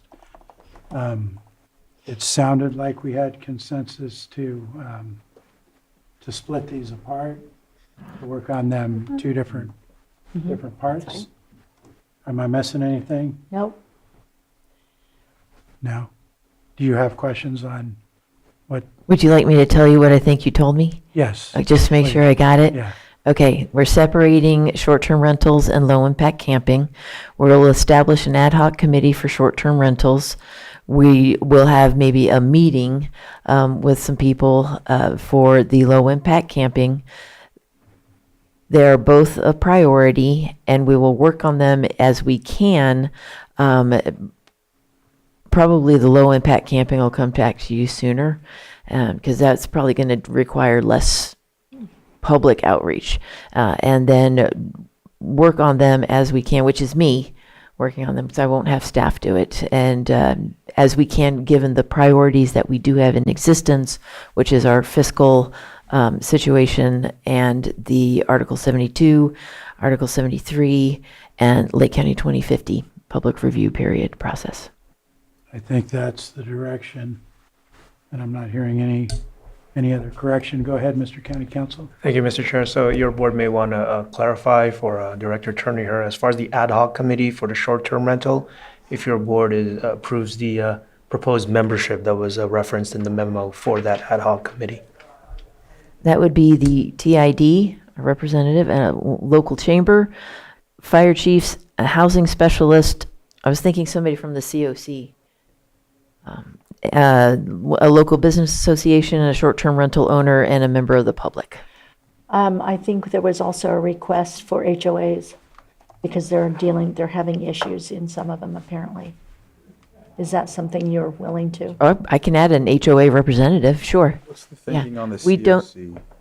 Well, okay, so the housing specialist, my thought was the short-term rentals you want to make sure isn't going to overall impact a significant part of our housing stock, because one of the problems we've heard anecdotally is that there are so many short-term rentals, particularly in areas where tourism is a significant pull to the properties, that these short-term rentals are no longer available in the housing stock for people to live in for more than 30 days. And that has been a negative impact that I'm only assuming our board wants to avoid. Okay. And so that's why I was thinking a housing specialist. It could be something else. I'm absolutely open to ideas. Oh, no, I was just asking. I just Yeah. didn't. I feel that if somebody owns a house, they have the right to do what they want with it. Supervisor? I think that's a difficult statement, because I think that it also creates other problems that we are dealing with where there's a lack of housing, and the lack of housing creates an increase in rent. It's just a supply and demand situation, and so I think we just need to do it right. I just want to speak up because of the COC that you mentioned. I don't want to volunteer somebody, and I'll check in with the COC, but I know that Lisa Judd always participates in the COC, and I think she has an expertise that's a great in idea. housing versus anybody else in the COC. There's a lot of caring and passionate people in the COC, but I think the expertise or what you're looking for may come from Lisa Judd, but I'll let CAO Parker make the decision whether or not she's available for that ad hoc committee. That's a great idea. If she is available, I think she's a good choice, Mhm. if that's possible. Yes, I'll be actually working with her to get the proper data on what our housing stock actually, the most recent housing stock is too. And that data will help, I'm sure, to inform the board's decision. So with that, I think we're good with that makeup, Excellent. okay? And we're going to go ahead and close this item. Yes, thank you very Thank you much. for presenting that today. And next, we're going to move into our 7.2 item, consideration of agreement between the County of Lake, acting through Lake County Behavioral Health Services as lead agency for the Lake County Continuum of Care and North Coast Opportunities Incorporated for rapid rehousing services for fiscal years 25 through 26 and 26 through 27. We have our Deputy Director of Behavioral Health here, and I'll turn it over to you. Hey, Christine Andrus. So Bruno probably knows more about this one than I do, but this is through the COC. It's a contract with NCO for rapid rehousing, I believe vouchers or whatever they plan on doing with it. But yeah, that's what it's for. Questions from board members? Supervisor Sabatier? Yeah, this is through a grant that the COC has received. NCO was I believe the sole bidder on this. And this is the agreement that's put in front of you. I did have a conversation, and sorry if I'm being slightly cryptic, not sure if I should name names, but with one of the local tribal CBOs. They've been attempting to meet with NCO to make sure that these programs are openly available and with a working relationship to not just the county or possibly the cities, but just to all of Lake County as a whole. And wondering, and I know that this might put a wrench in the wheel, and so looking for opportunities and options on how this can be implemented. But in Exhibit A, which is the scope of services, I believe it's 1.12 that I was looking at, adding 1.10 and saying that contractor will organize a meeting with local tribes and tribal CBOs in order to ensure that rapid rehousing covers entire county through strengthened collaboration. Just looking to see if that can be added. I don't think that changes anything. It just putting in a request that I've received that I think is, if that is something that was lacking in the past, I want to make sure that it's available because one of our COC population priorities is veterans, seniors, and Native Americans. And so to me, that fits within what the COC, I know the COC did not agree to that. We didn't talk about that, but just looking to see if that's something that we can add here since we are the lead agency of the COC, since the behavioral health is the lead agency. You want to? We can make that a change and add that to it. Okay, Supervisor Pyska. Yeah, well, I was just wondering, because we have Lisa Judd, who's also COC and NCO and our housing specialist. And so if there, I mean, I'm fine with that addition, but if she's here too and wanted to chime in. And I'm fine with the addition as well. Changes nothing on the timeline, the amounts or anything like that. No. Anything further from the board? Then I'm going to go ahead and open it up to public before we bring it back. Is there anybody in the room who wishes to speak? Not seeing anyone online? And bring it, what's that? No hands. No hands, thank you. Bring it back to the board. And it sounds like we're going to have a motion with a modification. Mr. Chair, I move to approve the agreement between the County of Lake acting through the Lake County Behavioral Health Services as lead agency for the Lake County Continuum of Care and North Coast Opportunities, Inc. for rapid rehousing services for fiscal years 25-26 and 26-27, and authorize the chair to sign and offer the amendment with the addition of 1.10 in Exhibit A. Second. I have a motion and a second. All in favor? Aye. Aye. Opposed? That carries 5-0. Thank you. We'll move on to 7.3, which is consideration of amendment number 5 to the agreement between the County of Lake and Community Behavioral Health for specialty mental health services for fiscal years 2023 through 24, 2024 through 2025, and 2025 through 2026. And I'll turn it over to you for presentation. So community behavioral health is our services that provide all of our psychiatric services, including medications, as well as therapy services. This is part of our fiscal restructure. We're lowering the pass-through rate down to 59% for a fee-for-service only. So it's only for services that are actually rendered will we reimburse them that 59%. And as well as we will not pass those dollars through until those dollars are reimbursed by the state. Okay. Supervisor Sabatier. Yeah, I appreciate that policy that was discussed 4 months ago being put into, I think, multiple of the amendments that we've seen today in our consent agenda is in there.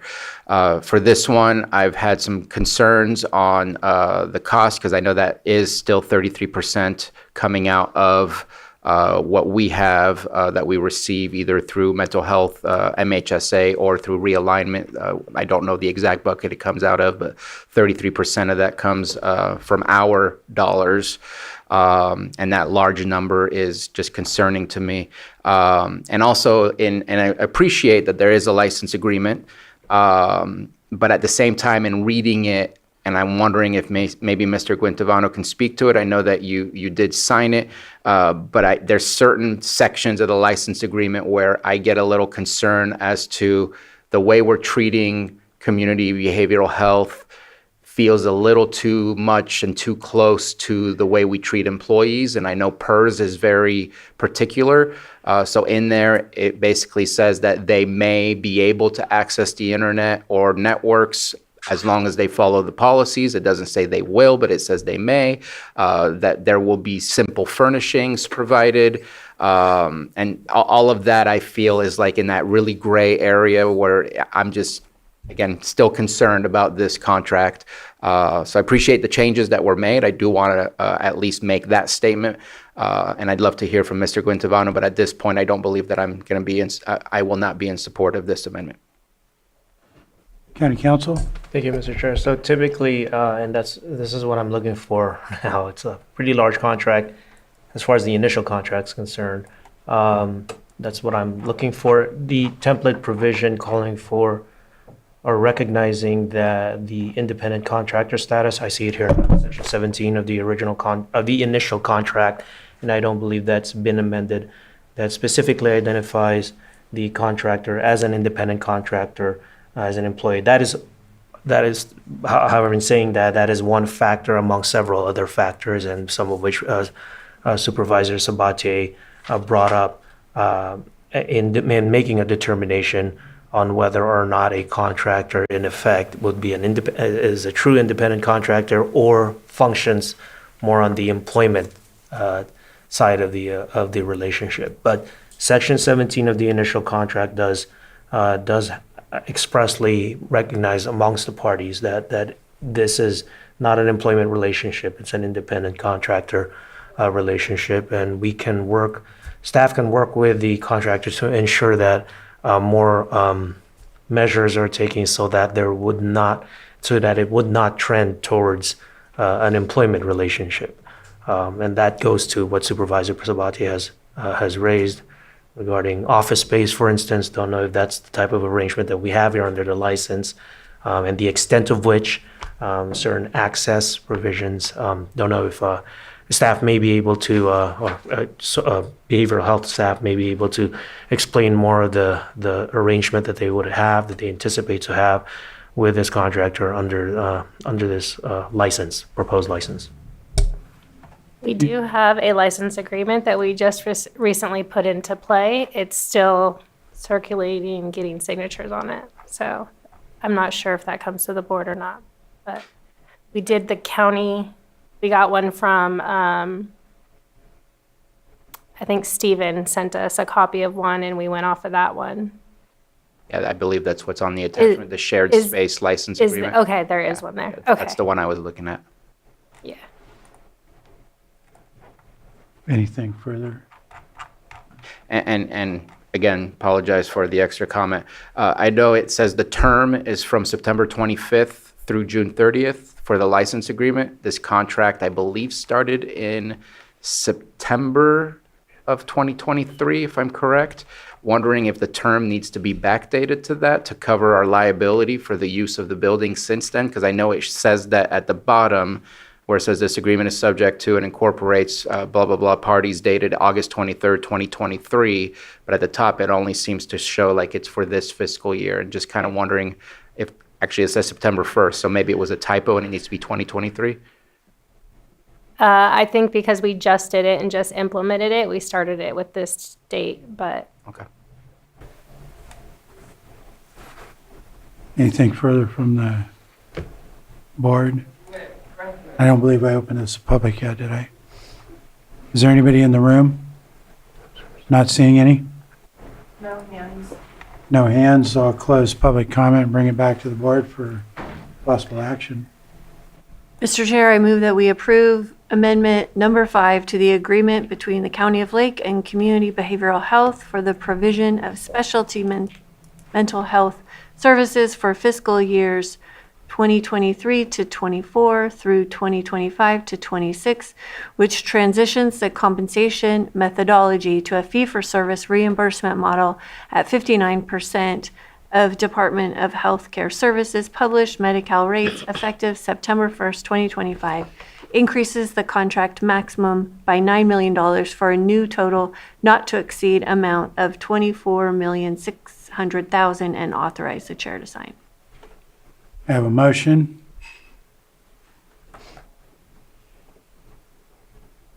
Not hearing a second. Second. I have a motion and a second. All in favor? Aye. Aye. Aye. Opposed? Nay. I believe that's 3-2. So I believe it passes. Yes. Thank you. And we're going to move on to item 7.4, which is consideration of approval of a transitional rent provider agreement between the Lake County Behavioral Health Services and Partnership Health Plan of California, effective January 1st, 2026, to allow the county to provide transitional rent services under the Medi-Cal Community Supports benefit with no impact to the county general fund. And before you start, I need to check in with Supervisor Crandall. Yeah, I wanted to see if it was possible if we could postpone this item or table it. I wanted to have time to reach out to the local tribal leaders. Apparently, there is no mechanism that has a regard for tribal health behavioral services, and I would like the tribes to have an opportunity to weigh in when it comes to this. In the Executive Order B-1011, for the state, it requires there's a consultation when it comes to things like this. So just wanted to see if there's a possibility. If not, we can go forward from there. But I'd rather have the opportunity to have tribes to be able to weigh in on this. Do you have a comment on that question? Is that going to cause any issues? Or? It will postpone us getting the transitional housing rents up and running. Okay. Let me check in with the rest of the board on Supervisor Crandall's concern. Go ahead, Supervisor Sabatier. Yeah, just a quick question for you, Supervisor Crandall. Did this go through? Oh, this did not go through an RFP because we're working with Partnership, who's kind of a sole type of thing. Yeah, Partnership is the primary. It's just an agreement that we will be the sole the provider that will process the rents through transitional housing. So all the ECM providers will refer their clients, the qualified clients, to us, and then we will pass through those rents to Partnership and bill for those services. And so based on the conversation I was having yesterday with one of the tribal CBOs, this doesn't prohibit other tribal CBOs or tribal councils or other tribes to get their own agreement with Partnership.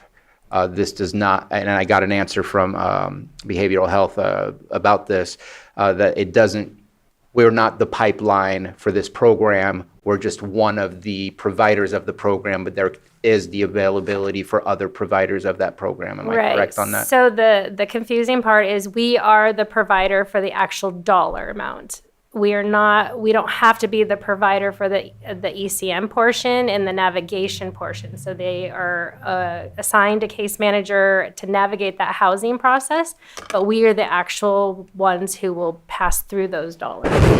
And we will pay the rent and then bill Partnership for the rent up to 6 months. Just to clarify my understanding, you're saying we're the ones that hold the dollars and then we're the ones to pass through, meaning anyone else trying to access that program will have to go to behavioral health and we will be the sole pipeline. We will be the sole And I think at that point, I think there needs to absolutely be that conversation. I'm in support of that and seeing if we can come back. Thank you. And I'm in support of Supervisor's concerns as well. Thank you. I reached out to them already, but it was just too short a notice. With the 2 weeks, it gives us time to be able to have them, yeah. And we just met with Partnership, and they're still in the process of trying to get our agreement so that they can go out there and educate all the ECM providers on how to process it. So. Okay. And Supervisor Crandall, do you have a suggestion on when? I'm fine with it. If it's not too much in 2 weeks. I mean, but if it's too much, then we can go another week back. But I'm fine with the next meeting if need be. So that would be the If 20. there's room. The 24th? Oh, wait, no, I meant, is that the next meeting? Yes. Okay, yeah, I'm fine with that, but if it has to be the 3rd, I'm good either way, you know. So the 24th, we'll have only 3 board members, but, yes, go ahead. I'm in support of this. I just think that it's good to know the implications of the program so that we don't surprise people or pull the rug from under their feet in thinking that this is going to be this way. So I think the discussion will be useful, but I'm in support of this program and trying to figure out how to make sure that it can happen here in Lake County. Bless you. Yeah, I just worry that if we just pass it, there's already been a tribal leader that reached out to me about tribal health having Indian health dollars and how now the tribes have to go and get, approval from a county function when it's a government to government relationship. It's just, there's a lot of that. It puts a lot of work on us. It's definitely putting a lot of work on us. Yeah. And we already know the capacity is tough enough. So it sounds like we could do it on the 24th. That's 2 weeks. I'm okay with that. If the 2 that aren't going to be here are okay with that, if need be, we can push it back. Okay. You got 2 thumbs up. Right. That gives 2 weeks for tribal outreach.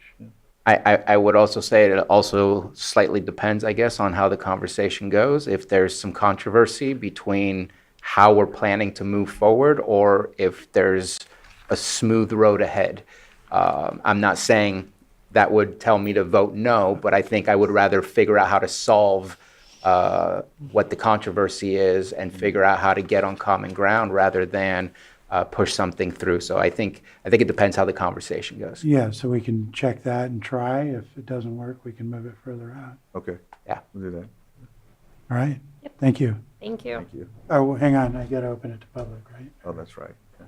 Is there anybody in the room? No hands, and no hands in the room or online.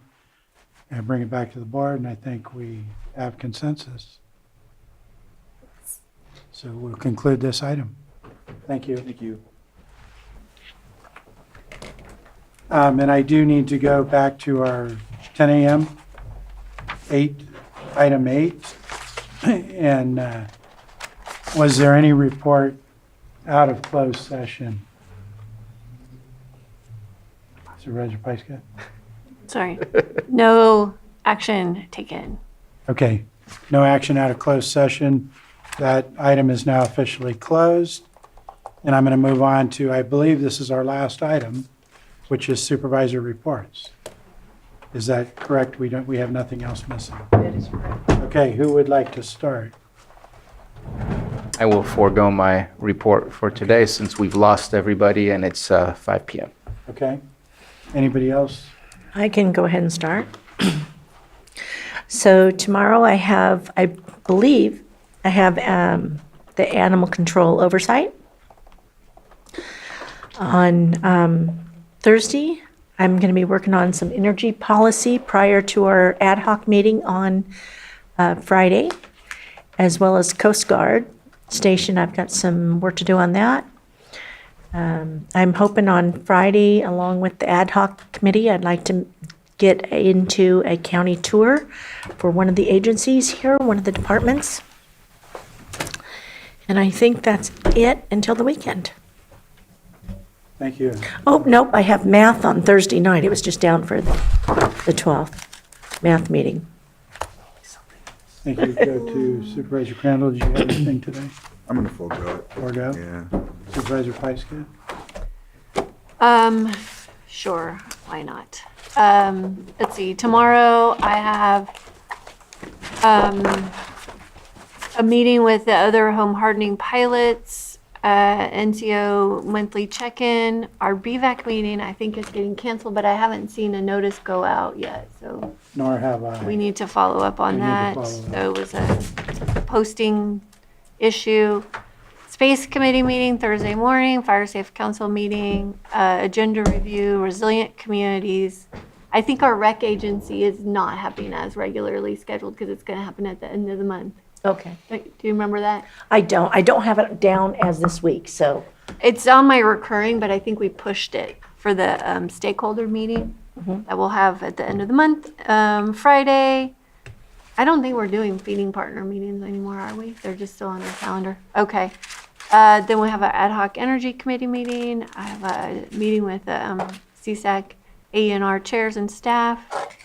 And then lots next week, and we'll see how everything shakes out. And the only thing, I'll forego most of this, I'll just mention we have a Lake APC tomorrow down in Clear Lake. And I'll leave the rest of it. She have her hand up? About, well, we have, none of the items are open, so Who is it? Betsy Kahn. You send us an email, Betsy, if you have a concern, but all the items are closed. I'm not sure when your hand went up. We just noticed that. But maybe send me a message. And I'll go ahead and close the meeting.